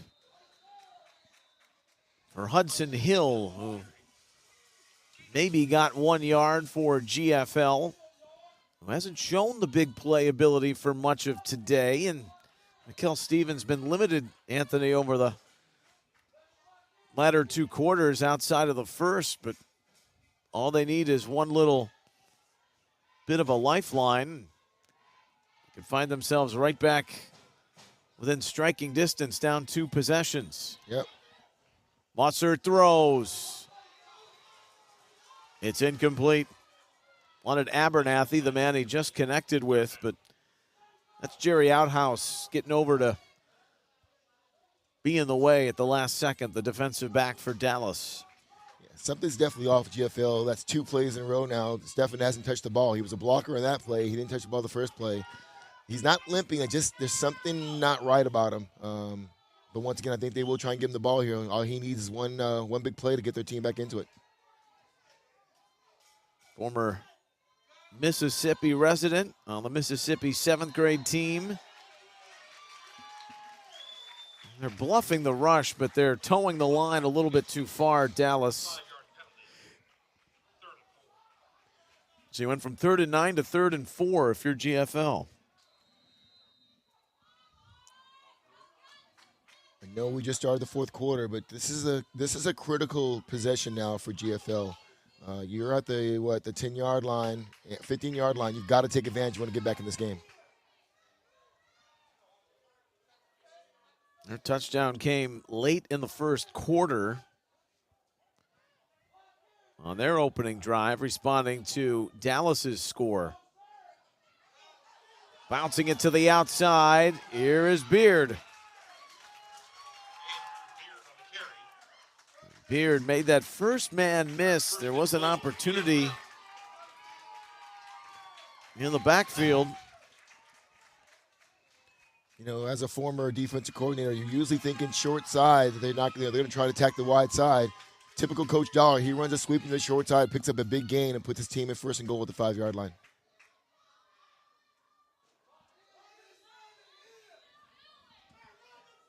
Ball at the 5. Musser with Beard in the backfield. It's Musser to keep. And Musser, his second touchdown in the championship.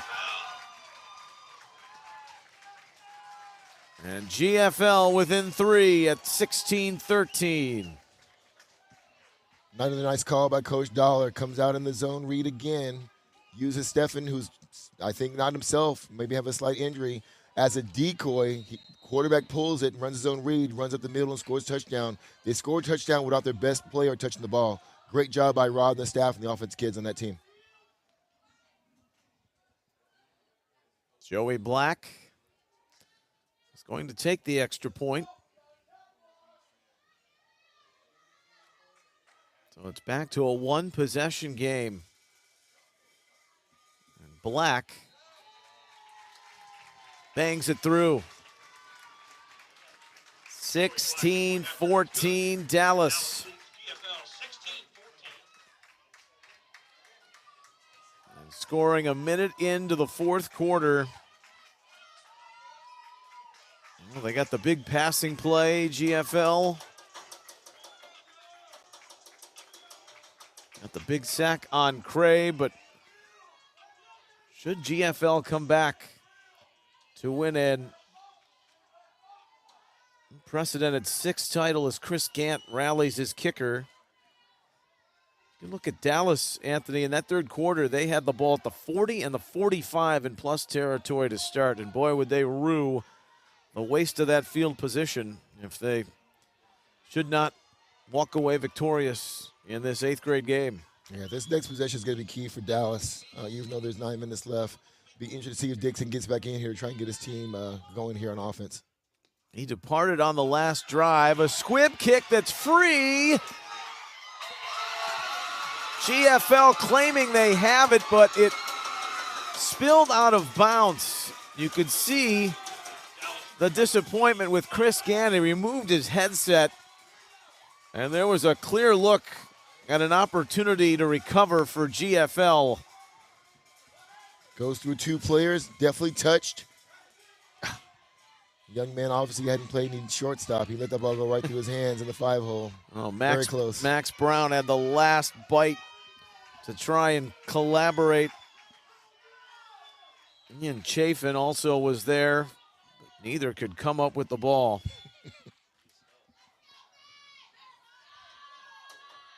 There is a Dixon sighting, Neil. Let's see if this young man can get back to being that explosive player that we saw in the first half.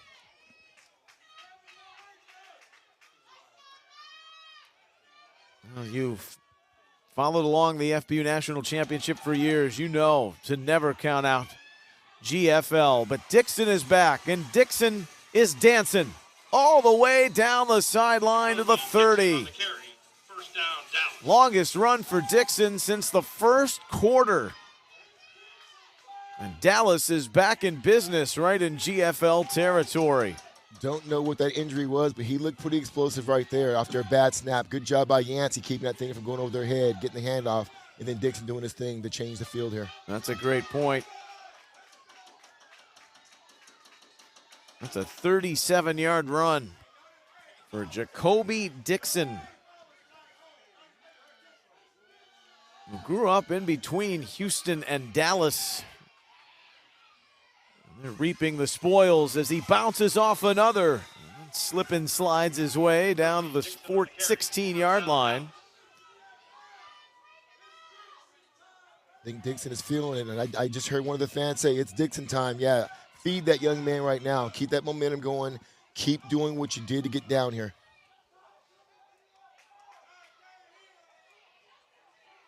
Since going up 16-7, it's not like Dallas hasn't been in this position before. They're offensive drives have stalled when they hit the red zone. They go to the Wildcat again. Yancey takes what he's got, bouncing it to the outside. Yancey's going to be marked out about the 16. They had spotted or ruled down Dixon on the following previous play on the 20-yard line. Interesting to see here. Unlike Coach Dollar, I think Dallas might try and attack the edge, the wide side of the field here. Let's see if they do a little quick pitch. 28 quick pitch here to the right-hand side. This is Yancey. And Yancey into the interior. And the tackle coming in that middle for GFL. Nice decision by Yancey there in the zone read. Pulls it, goes around the right-hand side, picks up some plays. We got a 3rd and 1, a very critical 3rd and 1 right now. Baxter Carbine had the tackle. He was injured at the start of the quarterfinals, but he's got a very high ceiling. Watch the O-line here, Neil, and fans watching this on live stream. It all comes down to the line of scrimmage. Who's going to win at the line of scrimmage? GFL's got a great defensive line. Dallas has a really good offensive line, but let's see who's going to win on this play because that will decide whether or not they get this first down or score. 3rd and 1. And Dallas wants to talk it over.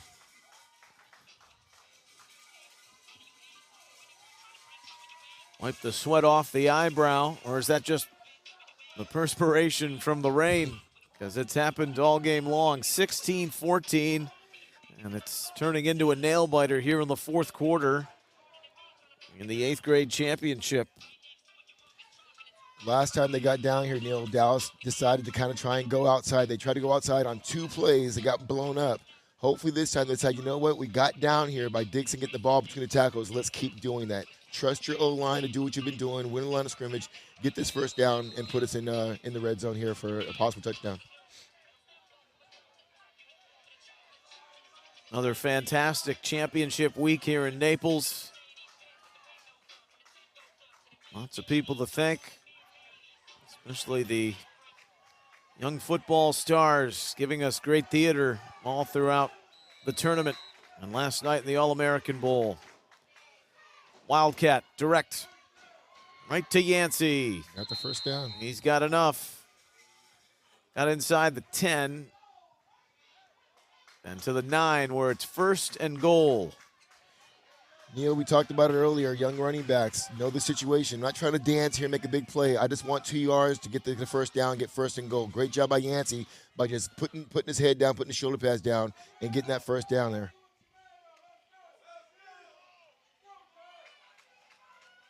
Yancey's going to bring the play in. Trenton Yancey with 2 touchdowns in the game. 1 rushing, 1 receiving. He's shown how elusive he is, taking snaps in the Wildcat. And he's got Dixon. They almost weren't ready for it. Speed. On a broken play, Yancey will keep it himself. Wow.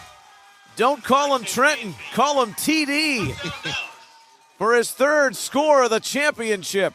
And Dallas answers the GFL touchdown. Neil, that was so close to being a bad snap again. They weren't paying attention.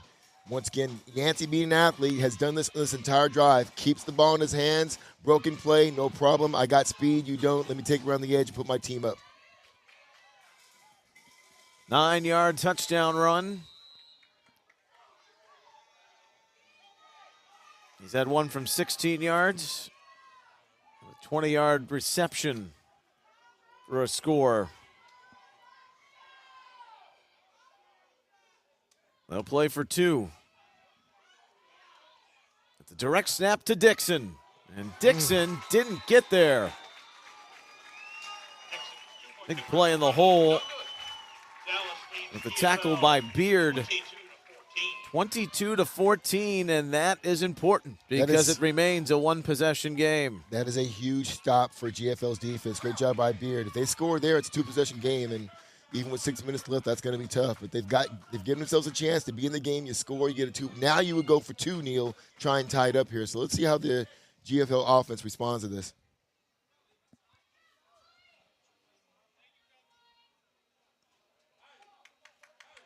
Very closely contested. Very impressed with Mr. Dixon. Came out from the injury. We looked like a finger. We couldn't tell. They worked on him for a while. He was out of the game trying to shake it off. Comes in the game and has an immediate impact in that drive and really was a difference in them getting down into scoring position.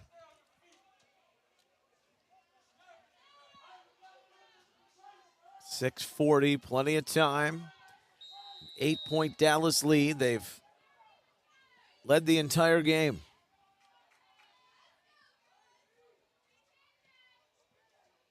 They are the only program, the affiliation might be different. They're the adopted Dallas group after North Texas was the only team. They are the only team still to defeat GFL in an 8th grade championship back in 2015.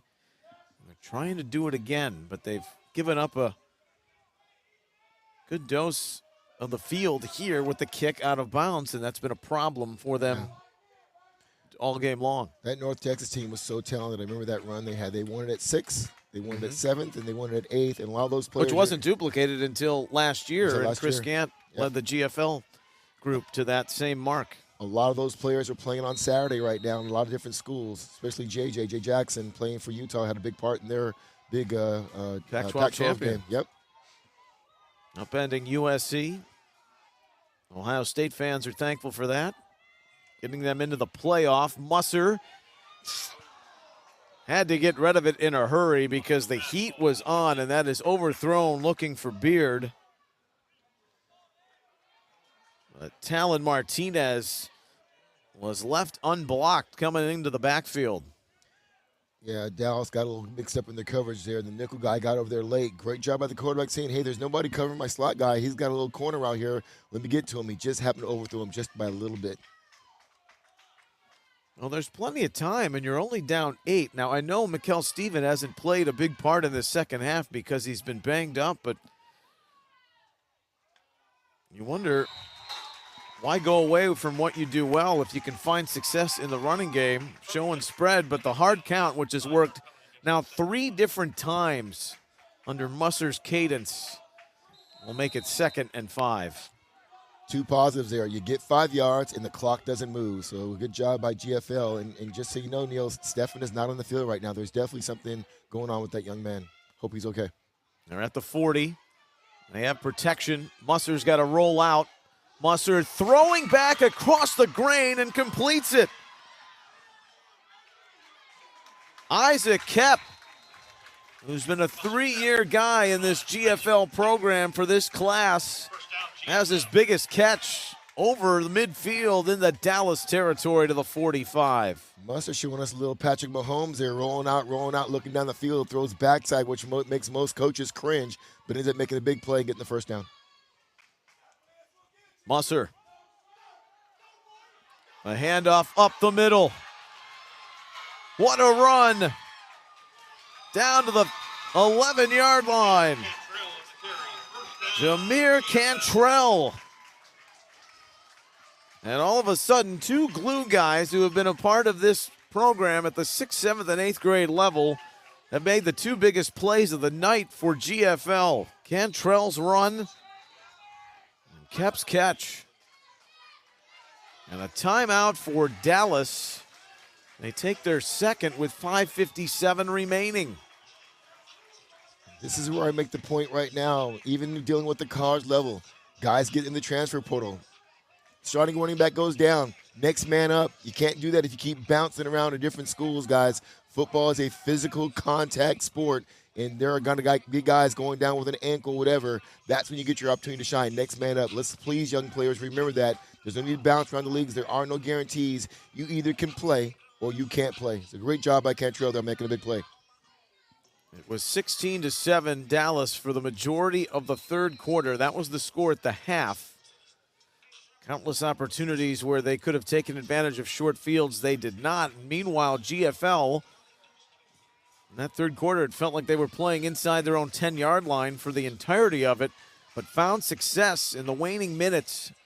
Scored to open the fourth. Dallas answering but not converting a 2 for the first time tonight has made this an 8-point game. GFL is right back down the field, and Cantrell is marching more and more toward the goal line. Did the ball come out? It's on the deck. It's Dallas ball. A cataclysmic turnover with 5:41 remaining. Defense came up big here. We're looking at the replay right now. He's trying to separate. There's 3 guys, and you can see the defense. One of the defenders just trying to get the ball out of there. And I think it's number 12. Number 12 spins it out of there. Does a great job. Looks like Jacob Bly again making a big play for his team right at the goal line for his defense. The son of the coach, Jacob Bly, with the biggest play of the night. Cantrell was inches away from putting GFL within 1. Can't fault Cantrell here. Look at the effort. Making guys miss, gets to the goal line, feet down, lowers. He's driving his legs. I mean, this is where you need to worry about ball security here. I can't fault that kid. He wants to get in the end zone and help his team out. And Dallas does a good job of getting it out of there. Well, turnovers have played a big part on the GFL side. They've given it away now, including the 2 turnover on downs. That's 4 turnovers here tonight. Well, I think the GFL fans and the players and the team take a deep breath. It's still 5:41 left. I mean, that's unfortunate. There's plenty of time. The way this defense has been going and what offense showed without their number 1 offensive playmaker in that last series should give them some hope that, hey, defense, go out there, get us a 3 and out, get the ball back, and we're still going to have a chance to tie this game up. Now, it is vital, Anthony. They maintain their gap assignments if they're going to deal with a running back like Jacoby Dixon, because he's 1 move away from making misery here. Yeah, Dixon and Yancey are one play away, one slip, 1 missed tackle. We'll see what they do here.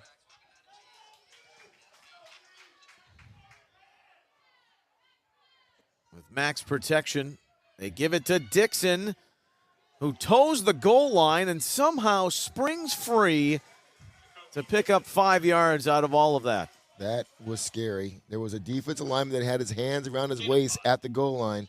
But once again, speed kills, and he's used that speed to get around the edge and turn a no-play gain into now a 5-yard gain. I'll ask you, you're a Texas guy. Had you heard murmurs of Dixon's emergence prior to this tournament? Absolutely. No, Corey and I, we stay in contact with each other. He's helped send some players to the freshman All-American game. So when he calls, I pick up, and he's a name that he said, hey, Anthony, he needs to be on your watch list, and he is. Well, there he is. On another handoff here with another yard or so. Right in the middle of that GFL defense. And a tackle from DeAndre Sadler, who had a big sack earlier.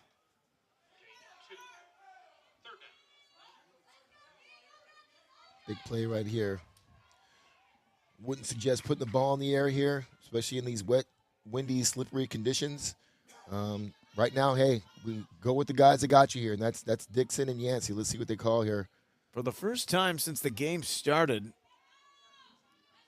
if there is a mist, it's hard to detect. It's maybe the lightest precipitation, if there's any, we've had here in the nightcap.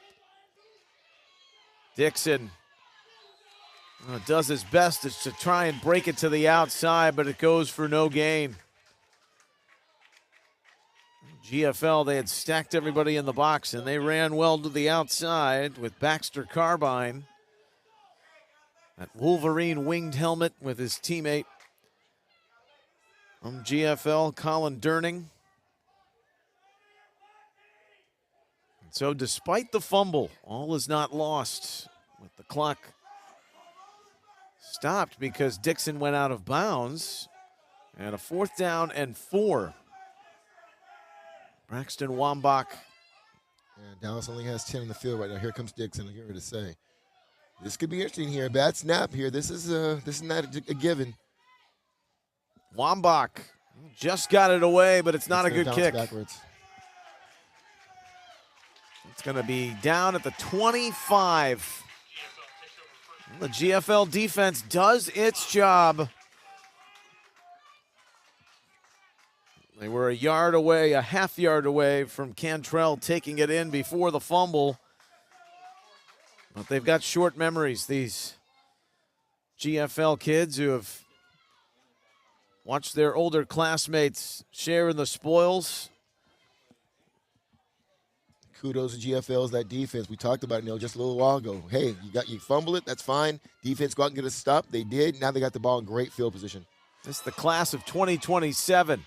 A fortuitous bounce back to Musser after a bad snap over his head and near disaster for GFL. It's been that type of game, Anthony. We've seen miscues and penalties. Yep. Nothing about it has been clean for longer than a couple of plays. And that kind of a play right there hurts. You go from 1st and 10 to now 2nd and 20, and not a lot of coaches have a 2nd and 20 play in their playbook here. So looks like Dallas is stepping up here with some pressure. Let's see what they come back with. Sideline warning against Dallas. Dallas. There's a sideline warning from referee Fred Wass. Leading by 8. That's their final timeout. I have been counting. Good. We have been counting. Thank That's 3. I'm keeping my mouth shut on timeouts the rest of this game. We've got this beautiful scoreboard. We had them up there for the All-American Bowl last night, including down and distance. Making you earn your money tonight. Man, we'll make a note to make that happen here in stadium next year for the 13th edition. We've had a great crew with the pictures here this weekend from Prep Spin Sports. Led by William Warfield, his group out of Lexington, Kentucky. Joe Allen, Clyde Martindale, Ethan Blackburn, Dave Ross, Katie Atkins. Spectacular job. Thank you. Yeah, they did a great job, especially last night for the freshman game. A lot of the kids were happy with the replay. Musser. Down the middle. His man is open. Abernathy. Got it at the 11. And if it's leading him, he's in the end zone. How about Musser? Finds his way into a mess and then makes a big play. That is an illegal formation. That's going to come back. Yep, flags on both sides and from the back end too. Talon Martinez, he's made a lot of plays, and he is trying to pep up his defense right now. Those of our fans that might be new to football, why is that a penalty? I'm still learning. In football, you have 11 men in the field. 7 of them must be on the line of scrimmage. They had 6. It's an automatic flag. They had too many men in the backfield, and that's why you see the flags here. It's a point of contention in Washington after this weekend with the Commanders. Yep. Which they usually give the benefit of the doubt. I'm talking about the end play with Terry McLaurin. Tell you what, Neil, we need to get in the budget for a sideline reporter. I really want to know what's going on with Stephen. He is not on the field. I can't see him on the sideline. I don't know if he's sitting on the bench, but he is not even in the game right now. And kudos to his teammates. They're like, hey, buddy, we got your back. We're going to find a way here. So kudos to GFL playing right now and keeping this game close without their best offensive player. We haven't seen him since mid-third quarter, and even then they were kind of using him as a decoy. 22-14. Still a lot of time.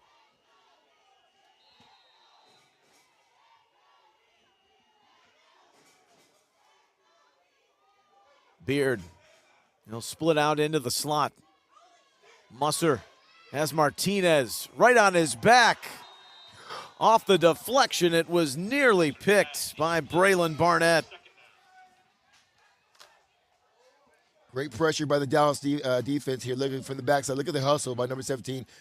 Once again, young players, if you can't get to the quarterback, get your hands up trying to flick the ball. That almost was an interception that would have maybe closed out this game. Great job by the Dallas defense, but GFL still has life here.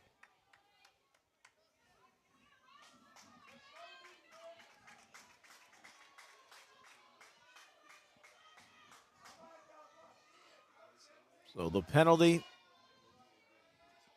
the near interception.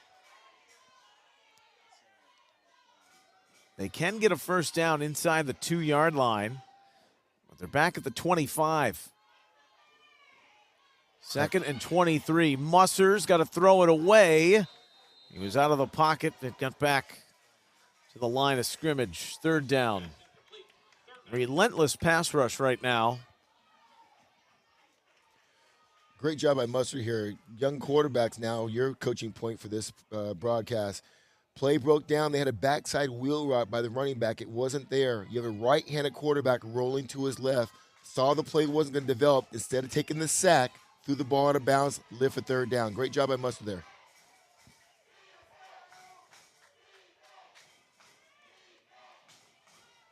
A 7th championship game appearance at the 8th grade level in 12 years for GFL. Can members of the class of 2027 deliver their first championship and 3rd in a row for the 8th graders? GFL coming out 3 by 1, 3 receivers at the top, 1 guy down at the bottom. Usually you're in that formation to isolate the receiver at the bottom. Let's see if they go fade route down here at the bottom with the safety inside the hash. With the trips on the far side, but Musser's looking back to the near. Abernathy doesn't see the ball. It was well behind him anyway. If that had been a good throw, that would have been a touchdown. The receiver had the DB beat. Great play call, great formation by Coach Dollar. Just a little bit overthrown by the receiver, by the quarterback. It is 4th down.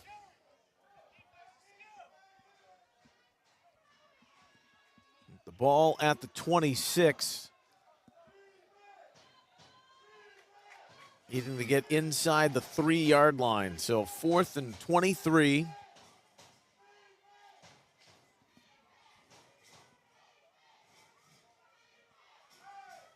Musser, he's been trying to lead this comeback. A couple of series for Hewley earlier in this second half. Musser. Talon Martinez is after him. The ball is out, and it's spilled into the bench. Martinez brought the heat, and Dallas has it back on downs for the 3rd time in this game. Let me tell you something about number 17. That young man looked like J.J. Watt these last few plays. He has been chasing the quarterback down from the backside this entire quarter. Sure, he's tired, he's wet, he's cold. He's like, hey, I'm trying to win me a ship, and my effort is showing that. Great job of that young man chasing the quarterback down from behind. He's been on not just this quarter, but most of the night on many of the stops and pursuits for Dallas. Talon Martinez, remember that moniker. The Dallas linebacker, defensive end rusher. And Neil, it's a great example on Talon's part, showing even though he didn't make the play, he affected the play. Yes. So it's a great effort by him. Everyone up near the box. Zephyr Cray and the Dallas offense, they want to melt this clock away. Jacoby Dixon. Dixon broke the first line of tackles, and then the second, much like a run he had in the first quarter for 11 yards and a Dallas first down. 8-point game, GFL fighting the Dallas offense and the clock. Great run by Dixon there. Young running backs watching this game understand the situation. Football is about situations. Right now, ball security is your number one focus as a running back. You pick up the yards you can. When you feel contact, you're putting both arms on the ball, making sure you keep possession because the other team is trying to strip it out, just like Dallas did to GFL at the 3-yard line. We go inside of 3 minutes. At the 44. Dixon. Gray was stumbling, giving that exchange. It was very awkward, and it's a loss of 2 yards. Neil, whenever you see that in a quarterback, the center stepped on his foot. That's what happened. And it happens more than you think it happens.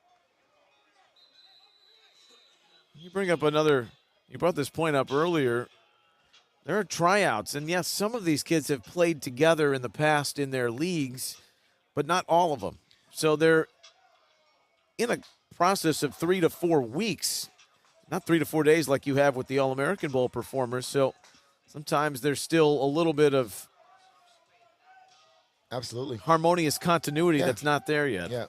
Well, add on top of that great point, Neil, is that you're playing, everybody here they're really good. Right. You're playing best of the best. You may have dominated in your youth league. Then you get here, you're like, wow, I'm not outrunning everybody. hey, I'm getting hitting harder than I ever did before. That's what I love about our FBU National Championship, is that it forces players to understand where they are and why they need to get better.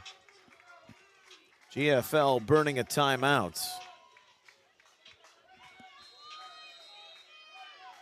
Try and preserve some clock. They still have it within a one-possession game.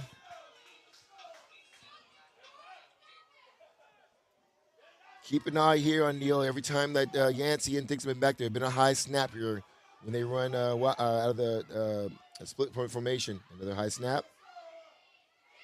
Yancey gives to Dixon, dragging along. A lot of work to get back to the original line of scrimmage.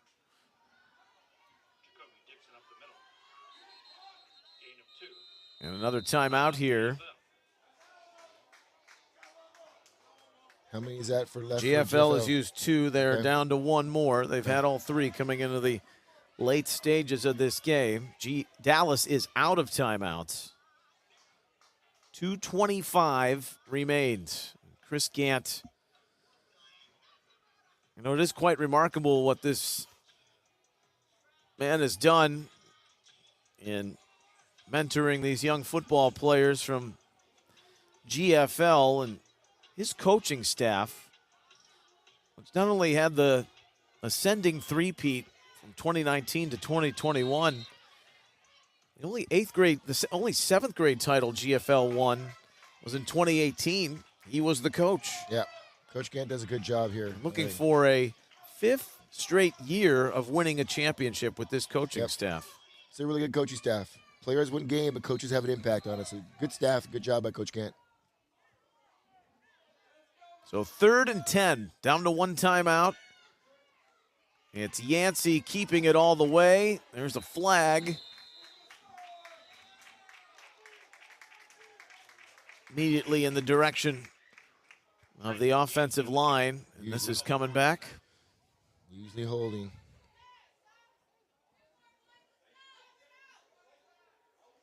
Now, would you decline this maybe? We saw this in the earlier championship. Now, you do have a timeout, but you'd like to save that for offense. And they are going to decline it. Yep.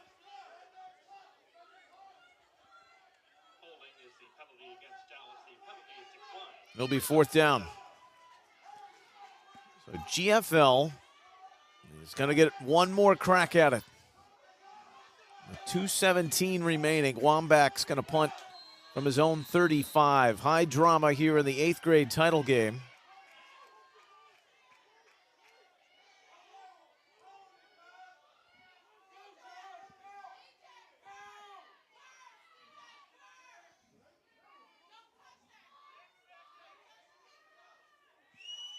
At the runoff with the clock running now.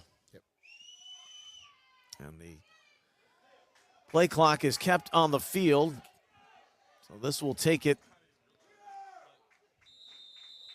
to 109 seconds remaining, where it will come to rest after Breck Brocious walks away. He was the man back to receive for GFL. Well, wouldn't say it was necessarily unorthodox in the way we got here to a 1-possession game with 1:49 left. The ebb and flow lacked for a lot of moments here in the 8th grade title game, Anthony, but we've got the drama that you build for in a championship game right now. Absolutely. One thing we want to look for, fans, right now watching this game is there's this thing called a prevent defense, where the defense softens up. Be careful, because sometimes a prevent defense prevents you from winning. Let's see how Dallas handles it. Musser, Abernathy caught it momentarily, but not enough to maintain possession. It's incomplete. It's a nice play there by Mr. Wilford. Hova Wilford came in, separated the ball from the receiver here. He makes the catch and then separates him. That's a good, clean hit right there, and a great job to force GFL to a 2nd and 10. Hova Wilford, he can really hit. That was his biggest one of the tournament, breaking up what would have been a 1st down. Mikel Steven is back out there. The moment of truth, and he's returned. He wants to be a part of it. Tell you what, that kid's one play from breaking this thing and possibly tying this game up. 3rd and 2. Musser throws. It's intercepted. Picked off.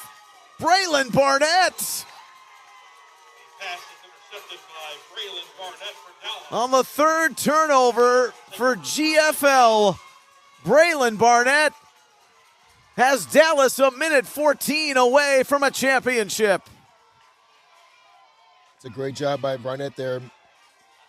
I would say it was a great play, but once again, the quarterback stared that ball down for the minute he got it, and so the defense knew exactly where he was going. And then it was a bad throw. He was in a good place at the right time, made a big play, and may have closed out a championship for the Dallas team.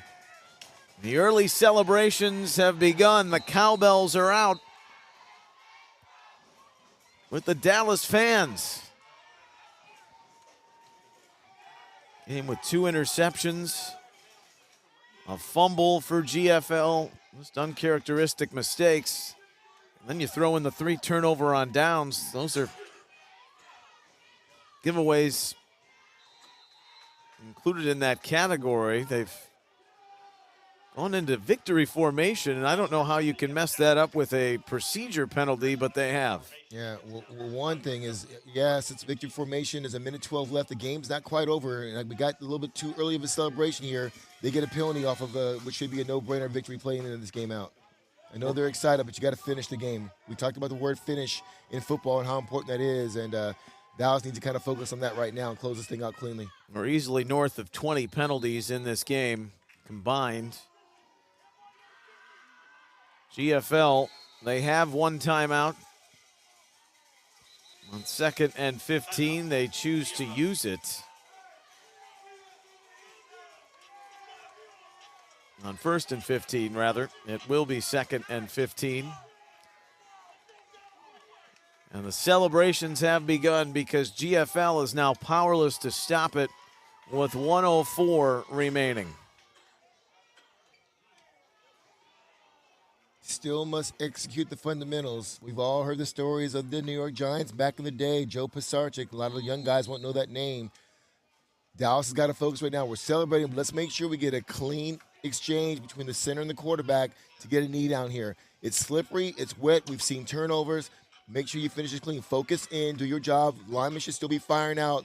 Good exchange, take a knee, and then celebrate when you get to zeros. In 2015, these two, Dallas and GFL, they were North Texas then, had played in a slugfest, and it was a fumble that day late in the 3rd quarter that changed the momentum, with GFL going in for a score, and a linebacker by the name of Will Harbor, who's at the Naval Academy. Yep. Made the big hit to dislodge the ball and sent Dallas to a 3rd straight ascending title, winning it in 2015 at the 8th grade level. That was the only loss. It's still the only loss for GFL in a championship until now. And they've learned with the team from the Lone Star State who will walk back and say, don't mess with Texas. In the 8th grade championship game, they have won their 2nd title. I want to say congratulations to my guy, Corey Herbert. He's the Dallas team director. He's been here before. He's put together a good program. He's been our team director out there for FBU for many, many years. Congratulations to him, his staff, the team managers, and the players and parents for being the 8th grade 2022 national champions here at the FBU National Championship. Congrats, Corey. The quest for a three-peat at the 8th grade level comes up just shy for GFL, who valiantly fought their way back and had opportunities, but the big interception on the final drive by Braylon Barnett seals the deal, and Dallas doubles up on their 8th grade titles. Their first in 7 years, and this was a group, Anthony. Some of these kids had gotten the experience of playing on the 6th grade team a few years ago in 2020. That game did not go so well in the title performance. So I'm sure that was on the back of their minds for a little restitution and to see how far they've come as a program. And it pays off on this night. A few days before Christmas here in 2022, Dallas defeats GFL 22-14. Shout out also to GFL, Coach Gannon, Coach Dollar did a good job getting these kids back. Like you and I talked about, their best player had some type of an injury. He wasn't at full speed, the conditions, but another great run by another team from Georgia here. So kudos to GFL. I also want to show kudos to Coach Bly, who's done a good job being the head coach of this team and just getting these kids ready to be at this position. We're from Dallas. We're not used to seeing this kind of weather. They came out here in the conditions, and they earned a championship. So kudos to those guys also. Well, we've had a wonderful time during championship week. I want to thank you. Great theater last night with the All-American Bowl, and San Antonio, of course, upcoming with the All-American Bowl, the FBU All-American Bowl being last night. Our great crew from Prep Spin, Steve Quinn, Lori Quinn, Eric Richards for their direction throughout the week. Matt Lauer, you mentioned our operations guys. It's really a team effort when it comes to the Football University National Championship to make it the event that it is. The football takes care of itself, but there's so much behind the scenes that make it a seamless week. Yeah, no, great job by Steve and Eric and Lori and Billy and our full staff, Matt. But a lot of parents don't know how hard the ops team works and getting things going here and giving these kids a platform to play clean football and not making it about drama, but making it about football. So kudos to the entire FBU team that I'm proud to be part of now, going into my 15th year. Another great tournament. Neil, thank you once again for coming out and being the voice of FBUNC. And once again, you mentioned the guys from the team from Deadspin. Did a great job. Just did a great job putting the game on. And looking forward to next year. I think every year this gets better and better. And so I'm looking forward to a lot of new kids coming in and experiencing the FBU brand and coming to camp and hopefully playing in this kind of a stage or playing at the Freshman All-American game. And as you mentioned, we're getting ready to go to San Antonio. I'm looking forward to being the head coach down at the National Combine and looking at the top underclassmen in the country. So it's a great time of year. We got Christmas, we got football. It's been a great time here, and the people here in Naples have just been great. Falling in love with the city the more and more I come here, which is saying a lot because I live in Austin, which is another great city. But kudos here to the Naples community for making us feel like home while we're here. You may have found your best work here today in broadcasting. Great job.